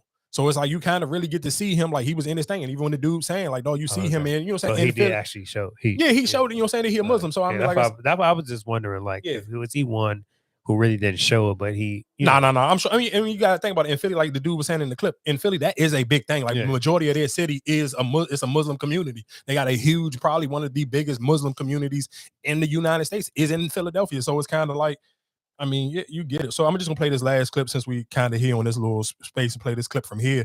It was a shooting in front of a nightclub, and this kind of one thing I'm gonna tell y'all is if you don't again, and me and a homegirl was having this conversation, and it's just like. I get it because the people still y'all want to have like the nightlife and you still want to go places. And don't get it twisted. When I was a promoter, I was on the other side of this conversation and I was like, no, you can't shut the go-go's down because of this and the third. But the older you get, you start paying taxes and you start to kind of get closer to being an adult and staying in the house a little bit more. I look at these stories a lot differently.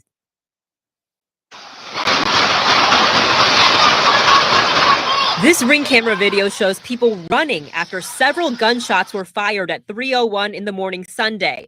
The homeowner lives on Q Street Northwest between 6th and 7th Streets, but wanted to remain anonymous. Meanwhile, Alex Padra was doing work at his home on 8th Street Northwest at that same time on Sunday morning when I heard what sounded like an explosion initially, but then realized it must have been just a cluster of shots and then follow-up shots. That number of shots, I immediately knew that was not, that was bad news. DC police say 2 men were killed and 5 other people were shot near the intersection of 7th and P Streets Northwest. They say their initial investigation shows that 1 or more shooters intentionally shot at the victims. Padro is also the ANC representative for the Shaw neighborhood. He says it's not a coincidence that this deadly shooting happened steps away from the Play DC lounge right after it closed at 3 a.m. This is a bad actor, and these folks need to go. He says this isn't the first violent incident that has happened at this time of night near this club. This is a bad fit for the neighborhood. This is a residential neighborhood for the most part. We've got some, late night business around here, but this is off the chain. DC police say it's offering up to $50,000 for any information leading to So again, like I said, the reason why I even wanted to play that clip in the conversation I was having with my homegirl, I'm like, I'm not mad at these people for wanting these clubs. And she was like, it's not fair because they got like clubs where like the dude said, there's other businesses, but I'm sure they more cater to a white audience. And then and then she tried to say, well, what about the drunk white dudes? I'm like, bro, I said, look, come on, I get it. Let's be serious, but you cannot compare no drunk white boys being just loud and drunk to niggas coming outside the club and getting in shootouts. And let's be clear, it's the audience though. I don't care. Like I said, I'm old enough, and I bang my pro black stuff enough that I can sit here and say I'm not about to sit here and be like that's okay because. And yes, sometimes you gonna sit here and I'm gonna judge the clientele. Yes, this has happened more than one time. I'm not sitting here about to give somebody a pass for. I live a few doors down in these, and let's be clear, in DC, you live near any club or any restaurant enough, and that rent is OD. So if you sitting here saying I'm paying $4,000 or $5,000 a month to live somewhere, and I gotta worry about, I can't even walk in my house after a certain time. I gotta worry about somebody getting shot and right next door to my building. Nigga, who the hell want to pay that $5,000 a month? And I gotta worry about getting shot on a Saturday night. Nah, dog, pack this up. And they gonna pack it up. And guess what? And the crazy thing is again. But my only question right there. I hear what you're saying, and it's crazy that you having this conversation. And the other day I was listening to on the ride or whatever, and they was sitting there talking. They was like, yeah, paying right here on U Street or whatever and all that. It's just like you paying $4,000 or $5,000 of what's name, but it's just like also you got to think about, oh well, damn, I got to worry about this drunk out here peeing in my front of my house. So I get what you're saying that incident, but that incident might only happen on, let's say, 2 Saturdays out the week. But then also I got to deal with. Listen to what I'm saying. I'd rather deal with somebody piss in front of my house every weekend than deal with somebody getting shot. Two people got killed. 5 people got shot. 2 people got killed. I'd rather deal with somebody pissing in front of my junk every weekend than have to even ever deal with somebody in a shootout, dog. No, I'm cool. Especially if I'm paying $5,000 a month. I'm cool, dog. But even like how do you think their response is? Just like, even if you sitting out on the, you know what I'm saying? Like people just drunk coming up, like. I don't want to deal with that at all, but the 9 times out of 10. But let's be real. Most people you pick this house for. So that's what I'm about to say. For most people who live that close to bars and restaurants, you did that for a reason. Because 9 times out of 10, of course, most people who live in DC or live in New York City and you live downtown in any city, 9 times out of 10 you live there because you are a drinker yourself. You are a person who don't like to cook, so you want to go to restaurants. So you partake in all these things, but I don't want to partake in none of the gun stuff. So I'm cool with the drunkenness because I know realistically, maybe one of these weekends it may be me drunk. So you absolutely, the drunk stuff, cool. That's the reason why, for like you said, for most people who want to spend that type of money to live somewhere, 9 times out of 10, they're cool with getting drunk. But the gunshots, no, dog. I don't need this club here. Most people, they know what club attract the black people who are ghetto, and this is what's the turnout at 3 o'clock in the morning. I don't need them here. Pack this club up. I don't have no type of remorse for it. I don't care. Pack it up. Go find somewhere else. Move somewhere else, dog. But I spend too much money sit here and have to worry about get hit by a stray bullet or worrying about whatever little beef y'all got. No, I'm cool. Let that joint load up.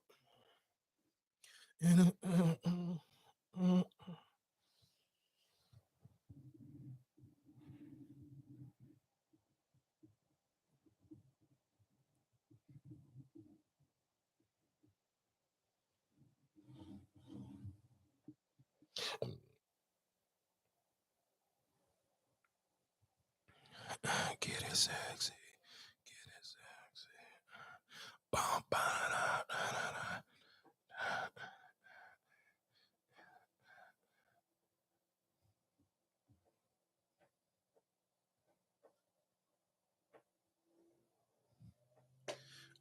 sexy. Get it sexy. Get it sexy. Get it sexy. Get it sexy. Again, it's sexy.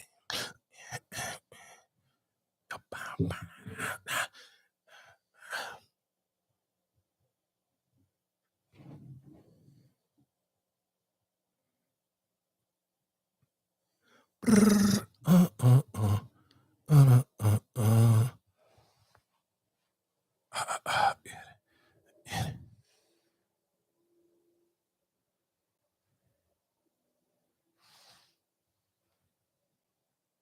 reminiscence over you, my Lord.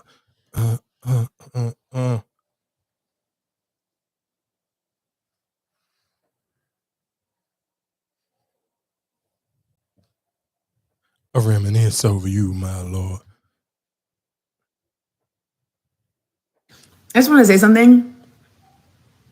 If it wasn't for y'all, I would really think that I ain't doing shit. Because the industry I'm in does not recognize me. And to be clear, I'm speaking about the Black spaces in the industry I'm in, because y'all know I don't give two damns about any of these other spaces, but the Black spaces is what I'm referring to, which is largely in part why I've realized like I need to shift out of this industry. You know, like I don't get invited to Essence Women in Hollywood. I've never been invited to the NAACP Image Awards.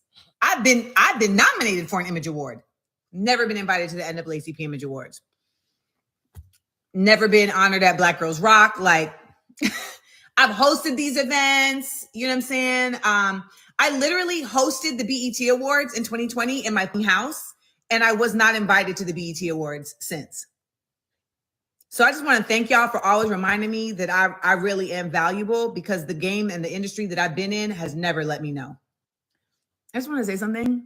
So for people who don't know who that is, it's Amanda Seales. And you know, some people I do like, some people are just like, I like her as a guest on other people's stuff. Like I love Amanda Seales anytime she's on the Breakfast Club. Can I give you a real talk? Like I never seen her. This the first time I seen her. And even before, like when y'all used to talk about her, I never like knew who she was or what she did. She got a show on I think it's 102.3. One of them she got a morning show or a radio show. Mm-hmm. And I never knew who, and like when I recognized her voice because I've been listening to it, you know, on the radio. And then when I seen that video, I'm like, damn, this is the first time I actually seen her or even knew. I knew she had a lot of controversial tweets or whatever the case may be, but I never knew who she really was until today. So I think one thing, I guess what I was about to say about her is, I think sometimes some people can be just too woke for their own good. And sometimes you kind of need people to, like, you can be the super woke person, but then I think you kind of need like somebody who can dumb down the conversation, like a Charlamagne. Charlamagne know how to, he's one of those people, and one of his favorite sayings is like putting the candy in the medicine. So he know how to be able to talk politics, even talk the woke talk, but he know how to talk it to the point where it's digestible for somebody like me. Like I want to be, and that's why I kind of even always give Joe Rogan credit, because he's one of them people where he's like, he's smart enough to be able to hold the conversation, but he also know how to be dumb enough to make it digestible for somebody like me who just, I may be intrigued, I want to be educated, but I don't want it to be educational to the point where it's boring, like I'm listening to a book. And I think sometimes, a lot of times for Amanda Seales, she just jump off. Like even I think one of the biggest things that kind of turned a lot of people off on her was, I think she called like it was like, I want to say it was like a little story about some dude. I think he was a football player or basketball. Like she threw a wild allegation out on somebody, and the allegation was false. Like whatever, I forgot what it was, but like people didn't forgive her for that. But a lot of times it's just like, she be super woke. Like I'm talking about OD woke, and it be like, all right, bro, nobody really ain't checking for you to be woke all the time. It's never like, and I kind of respect it. Like because she's a beautiful woman, and she don't never lean into like the super like light skin privilege thing. She don't really do none of that. She be on her super, I'm black, y'all. I'm blackity black. I'm black, y'all. And it be like, for most people, like, I don't, maybe give it to me like Monday and Thursday, but I ain't trying to get it Monday, Tuesday, Wednesday, Thursday, Friday, Saturday, and Sunday. Like, come on, dog. You don't give it no breaks. Like TD Jakes get a word, but he ain't giving a word all 7 days a week. Like, and for all my, real quick, just because I brought up TD Jakes, for anybody, if y'all kind of be like off and on with your church thing, just like how I kind of be sometimes, Palm Sunday is this Sunday. For people who like, if you really kind of like in your religious bag, y'all know Easter is kind of like the hype day, but the Sunday for like, you really kind of want to get right with the Lord, will be this Sunday, Palm Sunday. Get your palms, put it in your car, put it in your house, put it in your Bible. I would recommend, if you kind of like, you can skip Easter, but Palm Sunday, you probably really need to make sure you get up in that church this Sunday and get you a palm for your podcast for your family. But it's just still, even just perfect example, like how I know how to sit. Let me sprinkle this in a little bit. I'm not going to OD and act like I'm somebody pastor, because I ain't. But she kind of just like, she just rubbed people the wrong way. And she one of those, like, I don't think nobody like the uppity black person. Like, she just come off, like when she come off and she speak to people, it's like, I'm smarter than the rest of y'all. Y'all just dumb. You need to listen to what I say. My word is law. Y'all ain't read enough books. You ain't educated enough. And for most people, it's gonna turn people off. So yeah, nobody don't want to invite you to no award shows. Nobody don't want to invite you to no parties because nobody, and you see everybody in the comment section, that's all they were saying. Is like, you the super smart person that nobody wants to invite to the cookout. And that's how she come off. It's just like, it's too, bro, you too woke for your own good. Like, nigga, have a drink, smoke some weed, do something, pop a E-pill, do something, like relax yourself a little bit. Like, you too uptight. Like, she come off as the super uptight black person, bro. Like, no. But is it what she talk about? Or because you know how like some people just like, all right, nigga, you just a square, you don't do nothing, or you just too smart. Like, I think it's a little bit for me with her, it's a little bit of all of the above. Like I said, I can tolerate her. When she on the Breakfast Club, I watch them Jones. I'd be like, damn, I really like her. And I catch myself every time she go on the Breakfast Club, I'll end up like downloading her podcast again and try to listen. And then I'll be like, one thing she did, her I guess her audio quality was horrible. Like when she first was going to the Breakfast Club, I'm like, bro, you like, and she was on Insecure. Like, I'm like, bro, you kind of like, I ain't gonna say you rich, but she was on Insecure. Yeah, she was on Insecure. She was what was her character on Insecure? She was a light-skinned girl on Insecure. I can't. Well, Tiffany, I think her name was her name Tiffany on Insecure. I want to say it was Tiffany, but yeah, she was on Insecure. But anyway, but what I'm just saying is her quality, it was always bad, but just screwed up. If you can get past the quality part, it was just a subject matter. It was like nobody, like you need the dumb person in the room to make you dumb the conversation down just a little bit. Like your conversation just can't be too smart because it just get annoying, and it just be like, all right, bro, we hear you. You're super smart ass. Like nobody don't care. And then that's when you're going to have videos like this where like, none of the black people don't even invite me to the cool black stuff. Like, I'm super black for us. I'm one of us. I'm for us. Why don't y'all invite me to the part? Because, bro, do you ever go back and listen to what you're saying? And I think sometimes some people be wanting to sound so smart and so woke, you turn people off. So out of the three of them, what is it? Her, Candace Owens, and what's the other? Nah, you can't put her in the same category with Candace Owens. Oh, she's not that guy. Hell no, nigga. Candace Owens, people, at least Candace Owens know how to make herself entertaining. No, hell no. You can't. You're disrespecting Candace Owens by putting her in a conversation with Amanda Seales. No. Candace Owens know how to still swim in a room with whoever. You put her in the room, it don't matter who she in the room with. She gonna tighten her shit and she's gonna make it very entertaining. She gonna read you for filth. She gonna talk her. Nah. Amanda Seales is just like, it's just, and the crazy thing is, Candace Owens be having like her white voice on. Like, so it's still more digestible than Amanda Seales. So that's the crazy thing to me. That's why I'm glad you kind of even, I'm glad you even said that. So that's a comparison. So somebody can kind of look at the comparison, go Google or go on TikTok or whatever and put in Amanda Seales' name. And then put in Candace Owens, it don't have that same entertainment value. Because that was the only three. Me personally, like the three that I think of is Candace Owens, her, and what's the other one? Azalea Banks? Yeah, Azalea Banks. Those three. Hell no, nigga. Azalea Banks don't talk about nothing of them. No, I'm saying they always in the, I guess, the controversial conversations about stuff. Just about their opinions. Yeah, that's what I'm saying. Those are the three that I know. Okay. Yeah, but all three of them talk about completely different things. Azalea Banks talking about shallow industry stuff, and who then took her music, stole her style, and they talking about like real life issues. That's why I say those are the only three that I know they always get heat for. Yeah, no. You can't compare them. I do want to play this clip from in New York City.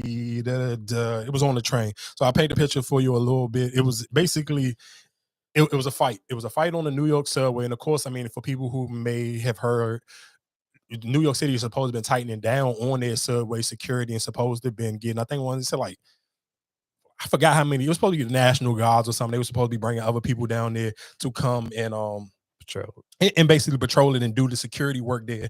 And it just never, I mean, I don't know what happened. I don't necessarily know what jumps they do them at or which ones they not doing them at. But basically, it was a fight that broke out. And I'm going to play the clip of the fight. But basically, it was a black dude and a Spanish dude. They was fighting. And the dude, I guess the Spanish dude was with his girl. And the black dude started to get the best of the Spanish. He didn't even say he got the best of him. As soon as he looked like he was about to get on top of the Spanish dude, nigga, his girlfriend came behind this black dude and poked him up like twice. And you can... Sure she was with him? Because see, I'm confused. Because even from what I'm looking at from the video, I look like it looked like she was off. What you mean when you say she was off? Like she wasn't in that car with him. Yes, she was. Oh, she was? She was there the whole time. Cause see, I looked, I thought she was on the other side. No. She was on the. When She they was started she was moving. there. She was there the whole time. Okay, all right. Yeah, she was there the whole time. Okay. Oh, so that's his girl. Okay. I ain't gonna say it's his girl because they still looking for her. So I ain't sitting here trying to snitch. But if you watch the video, she ain't look like some innocent person. Just like, hey, let me be a good Samaritan. Yeah. Nah, she looked like they was together. But that's what I kind of look at it as.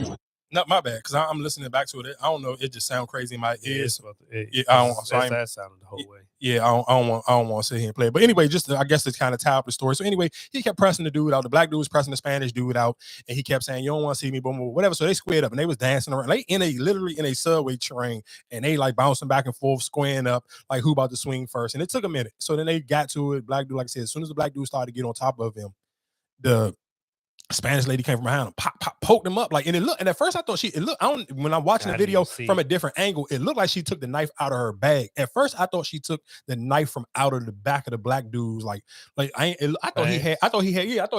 looked like she took him out took the knife out of her pants. I mean, out his pants. Like I thought he had the knife hanging on him, but he must have didn't. It looked like when I watched it again, it looked like she had a knife, like she took the knife out of her purse. Because that's why I said I thought she was on the other side, because it looked like she came from behind him. You know what I'm saying? When they got in that, what's name? I thought she was over there on that side. She came from behind him, and that's when she had the knife. She did come from behind the black dude, but she was just literally just like, they was like, her and the other Spanish dude was sitting together at first when they were initially, or sitting like directly across from each other when the argument started. And then she just moved away a little bit, like out of the room, because of course it's still two grown men. The black dude talking super aggressive, like talking like a New York dude. He got that little New York, that New York voice, like he sound like he from Brooklyn or something. And he just talking crazy to him. Yeah, son, whatever, boom, boom, boom, word to mother, and all that other crazy stuff. So like I said, he got on top of dude, he started hitting him, boom, boom, boom, boom. The girl, she literally poked him up twice. As soon as she poked him, like you can see him like that, like his adrenaline was rushing, but you can see that instantly hit him. And then when he kind of like, I guess when maybe the second time when she hit him with that knife the second time, and she hit him like right there, like where your love handles would be. So it ain't nothing but like fat and tissue right there. So she literally hit him right there in the love handles, and then he can kind of say, "Did you stab me? Did you stab me?" And he could, and then you start to see like and the crazy thing is how your body worked, because when he could tell that he got stabbed, and I don't know if he started to panic something, because then you can see the blood start to speed up. Like when she first stabbed him, it wasn't no blood. Then the second time she hit him, and when he kind of felt it and started to ask her did she stab him, you could see the blood. Like I guess that's when you kind of like your brain started to panic and it started to rush a little bit, and you can see the blood starting to pick up in his back. So he sit here, and this is crazy. Like he gets stabbed. He, he asking her, she ain't saying nothing, whatever the case may be. He go in his coat. He got a gun on him the whole time, and that's the crazy to get it out. But that because he losing the blood. But that's what I'm kind of lost. It's just like, I thought he had the gun on his waistband. No. He had the gun. No, he had the gun inside the coat. Because when he pulled his shirt up, that's why I thought he had the gun. No, he had a gun. He had his gun in his jacket. So I'm thinking when he was going in his jacket, I thought he was and that's what I thought. That's why I said that's what made me thought he had the knife, that she took the knife off of him. And that's why he was like, "Did you stab me?" or whatever case may be. And it looked like he was looking for it, like you said, looking for the knife, and he couldn't find the knife. So then he go to his coat to go get his gun. And like you said, he's struggling to get the gun out of the coat. Like he unzipping it, and they just looking at him. So it's like the whole time, like they ain't running or panicking because maybe nobody don't know what he's doing. I'm thinking he was even a police officer. Like when I originally first seen the video, I'm thinking, okay, he going to his coat. I'm thinking he about to pull out like a badge and be like, "Hey, you just messed up. You stabbed a police officer or something." No, he pulled out a gun. And that's when everybody, like you see everybody in the video, they started to scream and people panicking, people trying to go hide. Because he pulled the gun out, cocked it, and it was a minute before he even fired a shot. Before they even fired the shot. So again, so just to paint the scenario for people who listening, this person, he losing. So just imagine somebody losing blood. They trying to hold a gun. And it's like, let's say it's a nice size gun. Let's say if it's like a Glock. And he literally trying to hold the jump. And you can kind of see him like he just is like, he's struggling to get the gun out the coat the whole time. So of course, if somebody's struggling just to take a gun out of like, let's say like a North Face or something, so he's struggling to unzip it, struggling to pull the gun out. So that kind of lets you know he ain't really got no real balance. So realistically, that's just him basically trying to aim at the girl. I don't know if he aiming at the girl or he aiming at the dude. So he basically trying to aim at two people. The whole rest of the subway car is behind him now. and they on the, you know what I'm saying, like trying to hurry up and get the door open. Like you can hear people screaming, open this door, open this door, open this door. So it's just like literally, and then when you just see like people just, and you hear that first gunshot, as soon as you hear that first gunshot go off, and then the doors open to the train station, you hear people screaming, people saying, get down, some people saying, get out the car, get out the car. So it's like everybody, of course, like you on a you in a subway train, and then you trying to figure out if you just want to lay here or you want to get out the subway. So you hear people saying different things. Some people just like, and then there's kids in there too, because of course it's New York City. It's probably in the middle of the day. Kids on the train. It's adults on here. It's old people on there. So everybody kind of all over the place. So again, then the crazy thing is when you see, okay, after this, after like you hear like 4 shots ring off, and then you see people, I guess, like, you know, the police coming down, or the angle that they coming down looking at the camera now, looking into the subway. The black dude, the dude who had the gun, the same dude who got stabbed, he's the one laid out on the joint bleeding. Shot in the head. So I like to think of when I heard it on Hot 97 today, they said he's still in critical condition, but I think it's like maybe like stable condition. So he probably realistically gonna live, and he probably realistically gonna get locked up because the dude they only looking for the girl. So the dude already beat the charges. So the dude is gonna get self-defense, because if you watch the video from the part when the girl helped him and stabbed him, the black dude was always the aggressor. And he the one who bought the gun on the train. So like, I ain't got this ain't my like. I mean, obviously that's what I was kind of wondering. It was just like I heard the shots, and like I said, he pulled the gun out and cocked it, and that was before everybody really got off the what's name. Mm-hmm. And then you saying multiple shots, like he could have had his opportunity to shoot the girl and the guy. But just right but again, but listen what I'm saying though. If he ain't really no, what I'm saying is, it's almost like a drunk person pull out a gun. Like when we watch, I mean, what was that? Raising Kanan, when Lulu was drunk and he was shooting, like, bro, he ain't hit nobody because he was drunk as hell. So it's like you losing blood from a knife joint. And I'm telling you, she hit you in a part where it's an artery where it's endless blood. Like, I'm surprised he even lived. I ain't gonna lie, from the stabbing and getting shot in the head, I'm surprised he even still alive and he didn't just die right there on the train. And realistically, nobody, I won't feel sorry for him. Like when you first hear the story and be like, oh, somebody got shot on the train, and you be like, oh, until you see the video and then you see how aggressive he was. Like, bro, you can't feel sorry for him because like you put everybody's life in danger, and you was the bully. You was the person picking on this dude the whole time. Everything that happened to you, you deserve that. But again, when we just talking about how crazy the world is, it's like, dog, you go on a train. Most of these people and new people ain't riding on a train. I don't care what city you in. Nobody's riding a train for their luxury to get somewhere to have fun. You're trying to go to work. You're trying to go to school. You got places to go. And you sit here and imagine, how do I get on the train the next day? If I don't got no car, how do I do? And I can't afford to get in an Uber or Lyft or something. How do I sit here and get my mind to even want to get back on the train? And I literally was in a car and watch somebody damn near kill somebody. And then the crazy thing is, you work a messed up job. They ain't even gonna give you a day or nothing off. They gonna want you to come right back to work. That's right. But that's the crazy thing about the times that we actually live in and how crazy the world actually is like, damn, I can only imagine. Like, and it was a lot of women on that train. You just get to hear all these people, like different voices, just yelling out different emotions, and people trying to, especially when the shots got to go off, because you just hear certain people trying to get out the train, and then some people just trying to like get undercover, like trying to lay up under other people, like, and you just hear people like screaming and arguing. Like, I'm like, oh my God, that shit is so crazy. Like, damn, that's a lot, dog. Thoughts and prayers of everybody that's on the train. I ain't even talking about the people who was in the actual accident. I'm talking about the other people who was literally just on the train on their way to work or school, or even on your way home from work or school. Like, man, that's crazy, dog. And then you still, and like I said, what if I don't got no money, that I don't have no other ways, or I can't afford no type of other transportation? Just have that routine. Gotta get back on it. Yeah, that's already my routine. I've been getting on the train. And let's be clear. You hear endless New York people be like, you see stuff like this all the time. Like, no, you see stuff like this all the time. Not to that extreme, but the trains in New York City, you kind of already know it's OD. The average person, if you can afford to, you ain't trying to get on the train. Like, the people who get on the train gotta get on the train. It's not like, hey, I'm just riding the train because I want to ride the train. The train is my last source of transportation. Like, I don't have no other choice. I can't afford no other way to get here. I gotta go where I'm going, so I gotta get on this train. So those are the people I really feel sorry for. I guess to lighten the load up a little bit, if you didn't see it, it was Orlando Magic versus the Toronto Raptors. And 9 times out of 10, I'm sure nobody actually seen the actual game, but the joke's still gonna write itself. So you gotta sit here. It was a jersey swap. So for people who don't know, I'm sure, I feel like if you watch basketball or you kind of been hip to the draft, you've seen, especially the Toronto Raptors announcer. You don't know who need these niggas are. No. What I'm saying is, though, but if you watch any of the basketball pages, though, the announcer for the Toronto Raptors be happy as hell when he could get a Dick joke off because of the boy last name is Dick. Like, he be geeking. Like, dog, you gotta just, I swear to God, just go on any, like, every time. It's a lot of I think it's there. Is it there? What's the name? Because I think the one that I sent you was the Pelicans. Because what's my name? Antonio Daniels? Yeah, he was on there. I think it was the Pelicans broadcast. It don't matter. Whoever doing the broadcast, anytime Toronto plays somebody, and Because I don't even think he get minutes like that. Nah, he don't get crazy minutes, but every time he gets some minutes or he do something and somebody can sit here and make a Grady Dick joke. The young man for the Toronto Raptors, the rookie is a young white boy. His name is Grady Dick. So his last name is Dick. So he did a jersey swap with one. I don't even know what's the Orlando Magic's. What's his first name? His last name Black. So they basically did a jersey swap. For people I'm sure, like I said, if you watch any sports, you see when the athletes do the jersey swap. So they normally sit here, one player take a jersey, take this player jersey, and then take the other player jersey. So the young man for the Orlando Magics, he knew what he was doing because he hurried up and went and go tap the cameraman for the Magics. So he go tap him like, come on, take this picture real quick. Like he hurry up and grab.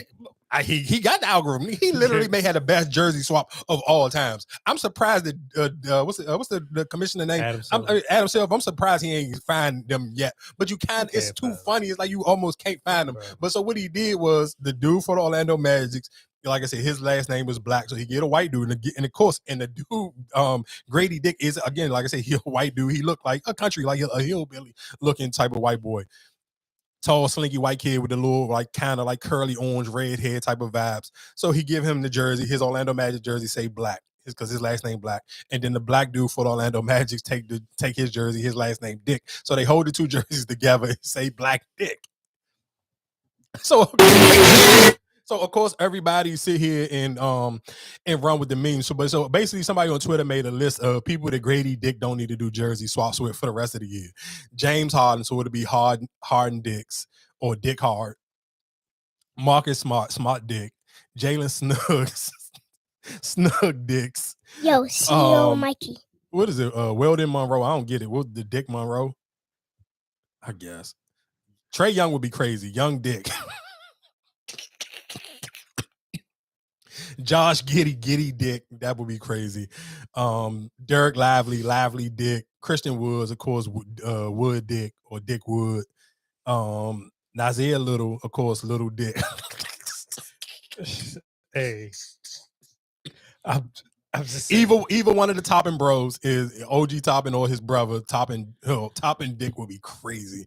Oh my God! Shout outs to Rudy. I'm glad you retired, brother. And any of the Ball brothers, Dick and Balls. Oh man, because Rudy Gay would be terrible. Oh, Gay Dick. Oh my God. And he was played in Toronto. Oh my God, yeah, Gay Dick would be crazy. The funniest ones realistically would be Young Dick and Dick Giddy. Oh man, and Smart Dick, Snugs Dick. Yeah, that would be crazy. Shout out. Look at everybody will be. There's nobody you can't.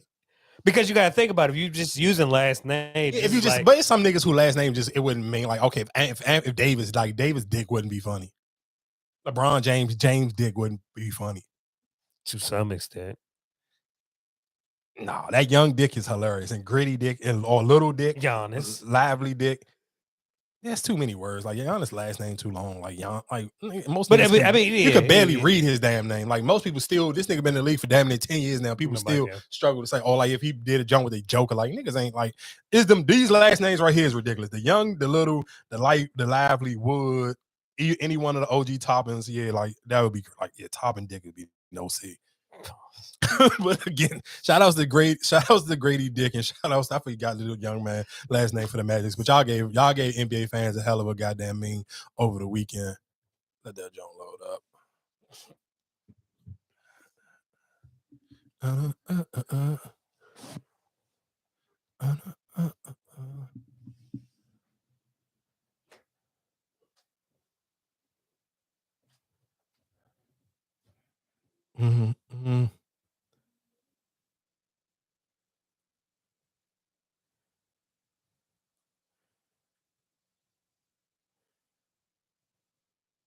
Reminisce over you, my lawn.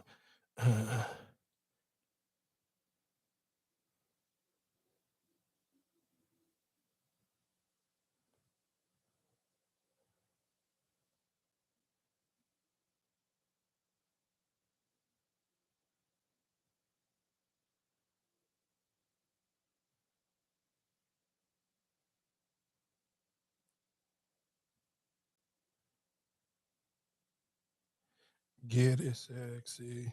Hey,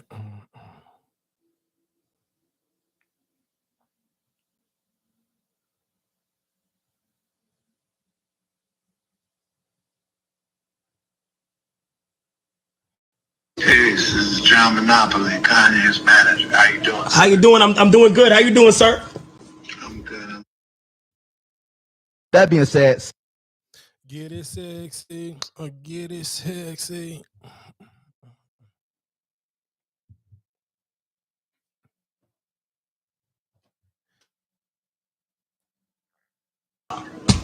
Peace. This is John Monopoly, Kanye's manager. How you doing? how you doing? I'm doing good. How you doing, sir? I'm good. You have a brief moment to speak? Yeah, I can speak. I can talk. All right, cool. So, I know that you guys are kind of bumping heads for a brief moment. And I wanted to reach out and see if there's a way that we could find a peaceful resolution and just get on the same page. Because yeah, I'm basically just. Hold on, listen. I'm not finished. Because as a people, I believe we're stronger together. You know what I'm saying? So I think if we respect one another and take the time to communicate from a mature perspective, we can find that we're better when we're aligned. And when we're not aligned, that's when things can go left. And I want to keep things center. And I appreciate you for taking the time and considering these words. All right. I understand that, right? But You said what? I understand that. But you have to understand why the man come so crazy to me in the first place. They say the pants don't fit. The pants don't fit. You said what? Hold on, my fault. My pants one just came out. I'm just saying, like, you feel me? I could whatever he want to do, we could resolve it. I don't care. Just due to the fact that like I had no disrespect. You feel me? And I just feel like what we was going back and forth on was a little crazy. Yeah. So you gonna how can we go about moving forward with this? I think we just need to develop a relationship. You know what I'm saying? I know this is my first time meeting you. This is my first time speaking to you. What city are you from, sir? I'm from the Bronx. Oh, okay. I used to live in the Bronx on 241st and Carti. 241st. That's down the block from my block. Yeah. So you should know we don't go for no bullshit. You said what? So you should know that we shouldn't go for no bullshit, no disrespect. Yeah. No. I understand. Yeah. He is hilarious. I lived in New York for 7 years. I get it. Okay, and I lived there all my life. Big homie Chris Lighty from the Bronx. Okay. I'm a violator. You're a what? I'm a violator. What that mean? Violator, Chris Lighty. You don't know who Chris Lighty is? Nah, gang. Oh my God. You've never heard of Violator Records, Violator Management, 50 Cent? Nah, I was born in 2001. Oh wow. Yeah. Okay. Mm-hmm. Nah, but yeah, you seem very polite. I respect you first of all for even calling my phone, and reaching out. It takes a lot. You feel what I'm saying? And I'm just with whatever energy that's coming out to me. I'll happily just display it back. I just want us to be, it is better for us to be together, than apart. Yeah, yeah. Just let Ye know I said that. Yeah, just let him know what I said, and however you want to move forward, we can move forward with it. Yeah. Wait, where he at though? We in LA, but I be in New York all the time. I could actually be in New York tomorrow if we need to link up. You trying to backdoor me? What does backdoor mean? What does that mean? Who the fuck is this talking? What does that mean? Hey Mo. Like who? You trying like why you want to link up so fast? Like I thought we just building a. I don't move slow. Okay. I move mad slow, so we're gonna have to get to know each other first. You heard? Okay, that's cool. Yeah. All right. All jokes aside though, appreciate you. This is my number. You can lock me in. Yes, sir. You lock me in. My first name is John. Just let name Monopoly. Okay. Just let Gay know. I feel like it was a misunderstanding, me personally. Yeah, I think so too. And we just move forward from there. Just update me. You heard? All right, you back. Thank you, sir. All right, bro. Let me search up who the fuck John Monopoly is. Hold on, my nigga. Is that the Monopoly man, bro?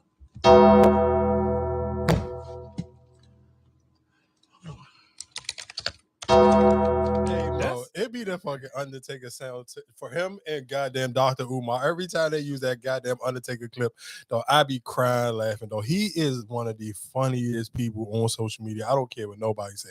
Cass and that is goddamn social media gold, though. He is hilarious, and he don't even be trying to be funny. But the reason why, for backstory for people who don't know what's going on or even how this conversation got, that is Kanye manager John Monopoly, and he sound like, the crazy thing is, on the phone he sound like oh my God, how am I drawing a blank? What's my man from Houston name? Rap a lot. What the hell? Why can't I remember his name right now? Prince. Who? Prince? Jay Prince. He sounded just like Jay Prince on the phone. But just, I guess, really, and I think he used to be Kanye manager, because of course I listened to Hot 97 early, and then everybody was like, they didn't even know that this dude was Kanye manager again. So I guess he must have been Kanye manager back in the day. And then of course he said, I'm with Violator Records. And for people who just, I guess, a backstory on people who may even be older than Cass and that, but just not really that deep into rap music. Because let's be clear, even saying, oh, I'm with Violators or whatever the case may be, I feel like if you're not like a super like rap nerd and you really into like the labels, because most CEOs and managers, if you're not Diddy or Dame Dash or even like the Master P's, people really don't know who you are. Or even Suge Knight, and I think that's why those 5 people like Birdman, Dr. Dre, Diddy, Dame Dash, and did I said Suge Knight, like those 5 kind of always stood out so long, because people didn't know who the people was, who you were signed to or what record label or this, that, and the third. Like you knew those execs, and that was kind of it. So him throwing out there, especially to somebody who was born in 2001, saying I was with Violator. He's like, dog, what is that? Who? I don't know what that is. I know what it is because I'm older, and then I'm just really into. And back in those days, a lot of gang affiliation was not necessarily. No, not even that. That was a real record label. Violator Records. Busta Rhymes and all them was signed to Violator Records, and just even playing the Def Jam Vendetta game. Like I just know it because I grew up on World Star Hip Hop. I grew up on Smack DVDs and all that, so I know who some of this stuff is just because. But I still don't necessarily know who the manager dude was, and I'm sure Cass, for somebody born in 2001, I don't know who you are, and I don't care who you are for real. And that's why he kind of like was still playful. I thought it was actually like a little street. What's name out there running by that name too? What, Violator Records? No. I thought that was like their line with them. Hell no. Oh, okay. No, hell no. It was just a record label. But again, like, so him, even saying like when somebody like I'm gonna violate you, most people think, oh, like, like you about to disrespect me or you about to play with me or something. Like, what you mean you gonna violate me? That's why he said violate. What you mean violate? What do that mean? So that's why when he said that, he was just like, you don't know, boom, boom, boom. He like, no, I don't. And I kind of don't care for real. And again, I think, and Cass and that is in such a like different space where he kind of can like, he got his own fan base. He don't need Kanye West. Like I don't have to like play. My audience is so young. I don't even got to play no Kanye songs. Like I don't, like, realistically, and that's why Kanye kind of be like, so like, think about the biggest song on that album. It's the song with the young dudes, Playboi Carti and Rich the Kid. Like, all right. And shout out to Future. Future got him oh my God. I couldn't, like, you can't really hear the real quality of that type shit song, but I just know because that's just like a huge word in Atlanta when people like type shit. Of course, even Shannon Sharp had that moment with 21 Savage, and then he redid it with Desi Banks. I know for a fact that shit gonna go so crazy when Future dropped that jump. I think it's Future, Travis Scott, and Playboi Carti on there. Oh my God, Future gonna have him. Oh my God, he's gonna have him a different. I cannot wait for this new Future to come out. I ain't gonna hold you. But anyway, like I said, shout outs to Cass and that. And again, like I said, that whole little conversation started because I guess Yeezy, Kanye had that little, I guess on his website, he was selling everything for $20. So the quality of the stuff he was selling for $20, a lot of people have been complaining about it. I seen even Vlad, I think he tweeted like Kanye and was like, I ordered some stuff like 4 weeks ago and I still ain't got my stuff. So anyway, Cass and that got some pants, and I think it was like an extra large. And he like, these supposed to be a small. Why these pants so big? And he literally like showed how big the pants was. And I guess Kanye DM'd him like, you a pawn. You letting the white man use you to try to disrespect my clothing line. I'm like, no, dog, the pants is just OD big, and I'm super small. That's kind of, because I seen one dude. I think he showed the shirt or something like that, and he was like, the joint like extra small, but he was a bigger.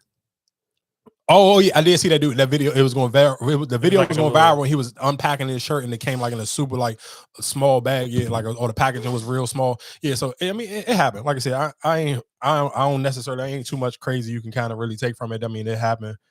That is what it is. Oh, this man, it's so crazy. I ain't one of the, I'm not gonna lie to you. I'm one of those people who do the super. I'm definitely gonna always hit the unfollow button if it is like a woman that I kind of like was lusty over a little bit and she get pregnant.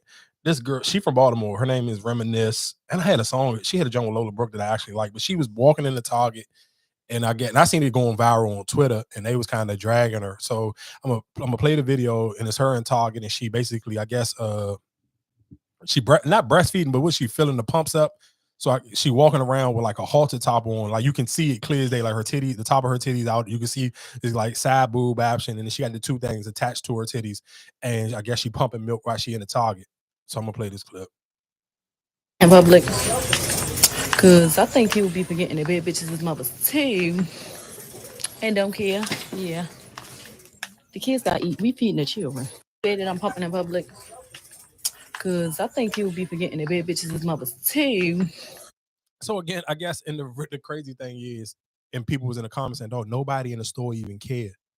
You making you recording this to make it a scene. It's gonna get more people talking about it on social media than people in the actual store. Nobody in the store paying you no attention. People in talk, they're not even paying. You got this blue hair on you acting ghetto, and like nobody even care. Nobody even paying you no mind. But then again, people was just like, "Dog, what do we not keep private anymore on social media?" Like nobody care. Obviously, people in the store don't care, and we don't care. We only care because you are betraying yourself to just be so ghetto and trying to make like being ghetto okay and trying to, I guess, disguise it in I'm a mom, I'm doing something natural that moms do in the public eye. Now I seen the like it's a joint that came on my timeline about you know, like the little breastfeeding shit. Like a lot of people be frustrated, like, oh, why could she can show her nipples, you know, breastfeeding, but when I post up a picture, mine's get Well, I mean, you could. Well, in this video, realistically, you can't see her nipples. You only can see, like, I guess, like, even if it was, I guess, like almost like a bathing suit, you can see the top of her boobs and you can see the side. You can't see like whatever the breast pump thing she got on. It's big where you can't see nothing else. But to me, it was just like, bro, you don't. Why you even got to show this?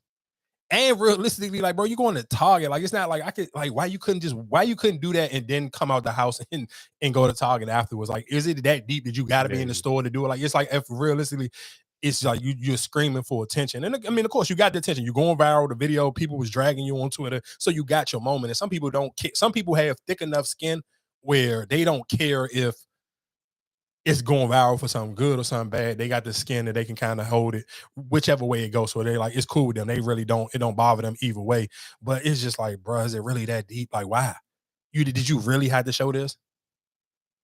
Like, so I mean, I guess though. I don't have no, that's my only thing. Like, I guess, like, it's just, to me, she was reaching. But let's get into BMF. We haven't we just glanced over it a little bit earlier, but let's get into BMF. Was this episode 3? Let me see where I want to really start it. I guess we could just start in Atlanta. The dad, Meech fly his dad down because he needs somebody with a legit job to sign for him to get a new house. He basically trying to get a new house because the episode started off 2 Chainz basically was in the trap house and the trap house got raided. And in this trap house was the trap house that Lil Meech was living in because, of course, he's from Detroit. So he's still, trying to kill 2 birds with 1 stone. Basically, I'm going to trap out my house and I'm going to live here too. And the house got ran into. 2 Chainz was in the house. Niggas came in there, robbed him, took the work, and took some bread. So Meech got to find somewhere new to live. So of course here, he got he You think 2 Chainz set that up? I don't know. I mean, that's just the way he came out of it. It's just like he didn't even care about it. Like when he came out, when he got pushed out, and it's just like, all right, Meech pulled his gun out, got the shooting, like. Yeah, and then when you go into the meeting and you say the shit that you say, it's just like, damn, nigga, did you really set us up? Like, yeah, I'm with you. I'm with you on that one. I didn't think of it like that, but you're absolutely right. Did he really care Because he hasn't been on board though. Yeah, he been kind of giving like some pushback the whole time. And like you said, when he come out the joint, he come out there like fake, like holding his stomach, but it's not nothing crazy with it. Like you said, as soon as Meek see them running out the joint, he just get to letting his joint blow. So it was just like, I mean, you might be right. I don't necessarily know because 2 Chainz had like literally this whole season he been giving Meek like a lot of pushback, and then he kind of in the back of his brain, I feel like he still feel like Meek is responsible for his cousin getting killed. So it do kind of seem like you might be right. His cousin was the dude who was Young Miami's baby father on last season. Yeah, but you might be right. You might absolutely be right.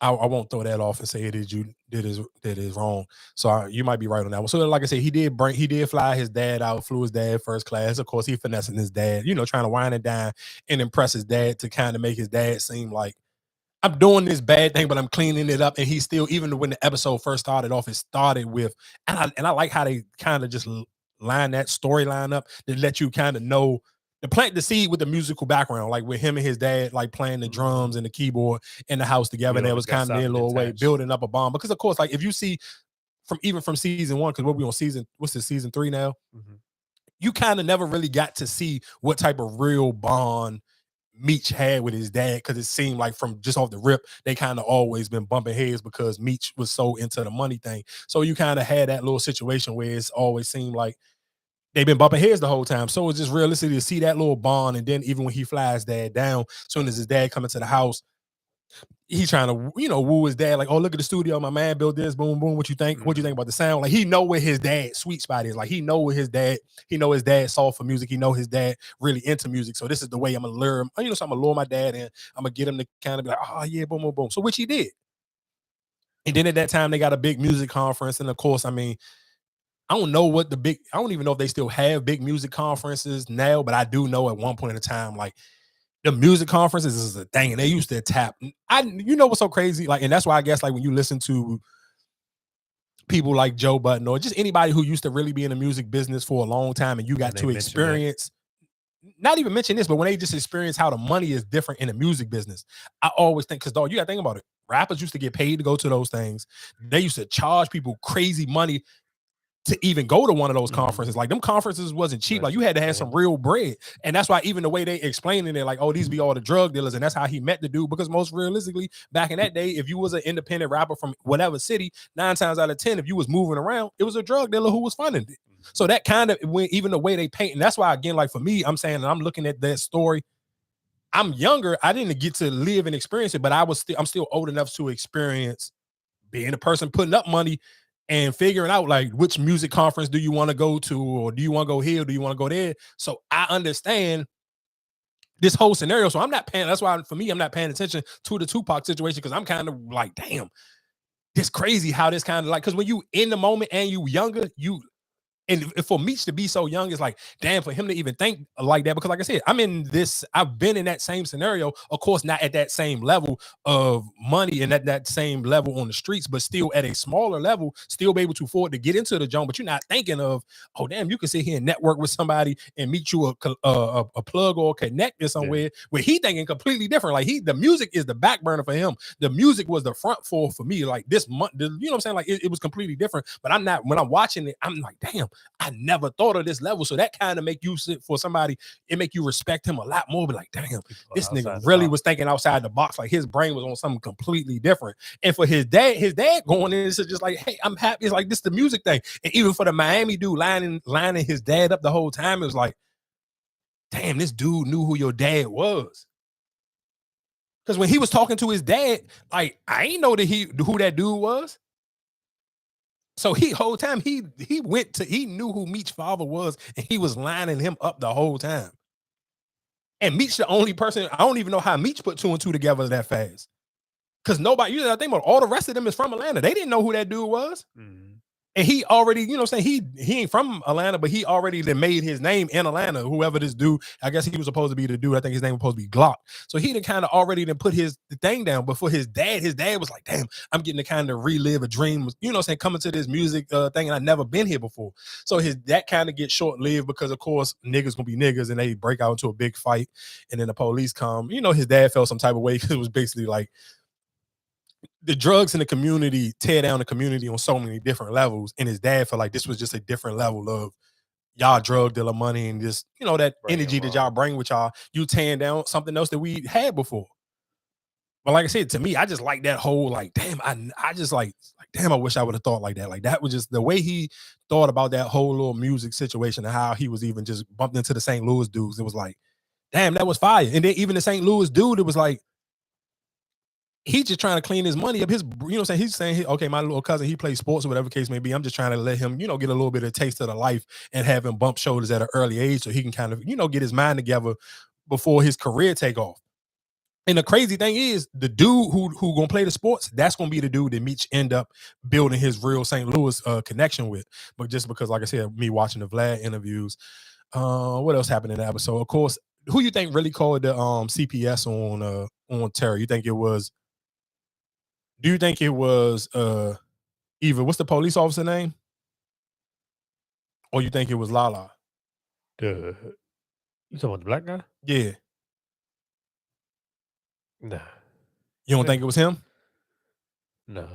Because think about it, the CPS people came right after. What did Terry and them do? They did something, and the girl and he did something. This was before they robbed her or try to rob her junk.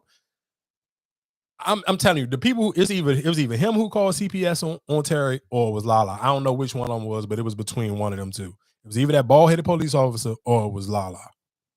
Either way. But what would he get out of it? The bald-headed dude? Yeah. I don't know if he would get anything out of it like Lala would, but I mean, that's my only thing. It's just like, but even still throwing him off his game a little bit. Like, look how the mom broke down on that whole situation. Yeah, no, because do you really think? Because we just go back to being a father, or just being, you know what I'm saying? Like, he neglected it already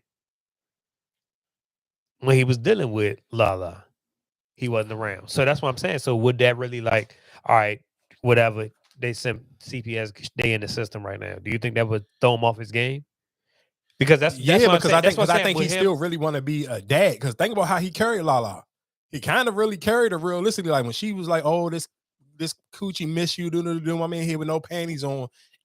Previously, that would have sent him running. He would have been like, "All right, I'm on my way."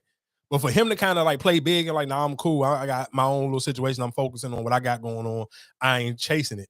That you got to think about. That's a huge ego blow for her because you got to think about. Terry been gone off her. He moved like, "Oh, she living." He put her in that house. And did he go back? He came back after she called. So the play obviously worked. If it was her who called it, I mean, it worked out in her favor. That's why I say I think it was her.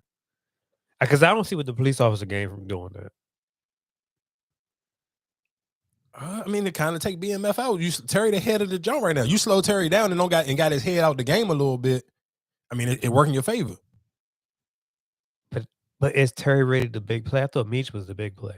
No, but Meech, you got to think Meech in Atlanta. He not running Detroit no more. So Terry is the head leader in Detroit. Meech don't got nothing to do with Detroit. He don't call no plays in Detroit. All that's on Terry. But he was calling it before, right? Yeah, so before, but he gone now. Everybody know he gone. Oh, so it don't. Yeah, everybody know Meech gone. Yeah, everybody knows. Yeah, so we only focus on Terry. So yeah, so you know that. I mean, even if you paid attention to the conversation towards the end, when him and the police officer had that last little conversation towards the end, when Terry pulled up on him leaving the jail with his son. I guess the other only big conversation piece you can kind of take out of it is, I do want to see how that Chinese police officer lady, how she gonna carry it with the bald-headed dude, because I mean, he basically saved her life, and she seen him. Damn, you see him like kind of like he was. I mean, well, she already thought he was a dirty cop anyway. So, but he's not a cop, right? Yeah, he's not a cop right now, but still, like he was there though. You know, he was there. He saved your life, but it was like, how do we go about this moving forward? Like you suspended. You ain't fired. You ain't supposed to be right here. But then you also know about his son shit, right? Yeah, so I mean, that's why I said I do want to see how they're gonna carry it. I mean, they had a relationship, they had an actual relationship. Even the crazy thing here is like I feel like her new partner trying to throw some cheeks at her. Like that little flirt and that little, oh, I'm gonna break your cherry, and that little how that little conversation was flowing, it seemed a little on the borderline of being flirty a little bit. Yeah, it did. It definitely did. So I kind of just want to see how that one gonna play out. And then again, The crazy thing is, because I honestly thought the girl was lining Meech up the whole time. I didn't think it was Neo. So for Meech to even pay attention to that, it was kind of like, and he kind of like, he blown because he a simp for this goddamn stripper. Like, and she ain't even crazy tough. Like I mean, I guess it's back in the day, so this is the early 90s, but she kind of like, this ain't even Magic City. So I mean, I guess it's still early. It's not Magic City? No, it's not Magic City. It's called, what is it called? Platinum or something? Yeah, it ain't Magic City. Mm-hmm. Yeah, they beat the shit out of Neo though. They beat Neo. I just kind of want to see how it's gonna play out, because I want to see is he gonna stay a main character, because now you got to think about it, he cut him completely off now. He like, man, I'm not washing my money with you no more. We done. So I do want to see how that's gonna play out, and that's Neo's main girl. That's his bottom jump. So it's like, damn, you took my girl, you beat me up. Now you saying you ain't gonna clean no money with me now. But you obviously got to see Neo was playing both sides. He the one who tried to line you up. Because I'm sure the girl probably wasn't thinking about it. I'm sure Neo pressed her out, asked her what information she gave to Meech. Boom, boom, boom. She tell him, then boom. Now Neo put the play. So I get how it can happen. Like, she gave that information to Meech, and then I'm sure Neo beat her up, smacked her around, asked her what she tell Meech, and then boom, he put two and two together and tried to basically get Meech smoked. So I do kind of want to see, like, is Neo character going to be gangster because you didn't got beat up and he done took your girl? You ain't going to just let that slide. So I do want to see how that one gonna play out. I mean, like I said, it's cool. I like BMF. I don't necessarily. I'm a 50 fan with any of his shows. I don't necessarily be seeing what y'all be complaining about. And when y'all do complain, like, what else are you gonna go watch? Because most of the time when you hear people talk about shows to watch, you talking about it's like a reality TV show. If it's like Love is Blind, or it's Baddies East, or whatever. We not talking about actual TV shows with a script that somebody's writing. What else are you going to go watch if they cancel any more of these 50 shows, or they cancel any more of these Easter egg Jones? Like, what we really gonna watch? And that'd be my only thing about, like, what I was saying earlier. I get the jokes, but it's like, dog, I don't want to sit here and make jokes at the expense where we don't have our own stuff no more, because we on social media trying to get jokes off, and then you end up getting shows canceled. Because I even seen when I think it was the Neighborhood Talking, they picked up somebody who was like, when we gonna have a real conversation about how horrible BMF is. I'm like, what are we watching it? It's not horrible to me. I don't, like I say, I can't speak for everybody else, because I can't. Everybody else living experiences may not be mine, so the show may not be as relatable as it may be to me, or some of y'all may not be as invested off if you didn't never watch some of these Vlad interviews. So for me, again, like I said, with that St. Louis thing, to me, it was like, damn, this tight. I want to see how it play out, just because I already heard this dude's story. So I want to see how they're going to paint the picture on it, or like what's, like a little bit far off, what's more realistic, or whatever the case may be. Like, even just for me, for somebody, like, if you know Big Meech's story, is like the extra violent stuff. I'm like, bro, this never was supposed to be his bag. So to see a lot of this stuff is just going left and he got to be violent, it's kind of like, damn, I don't know. I don't get it. And I'm never going to be a fan of, like, even if I don't like something, we just not going to talk about it. Like, you know how much music come out and we just don't be talking about it? Like, I don't get it, but whatever.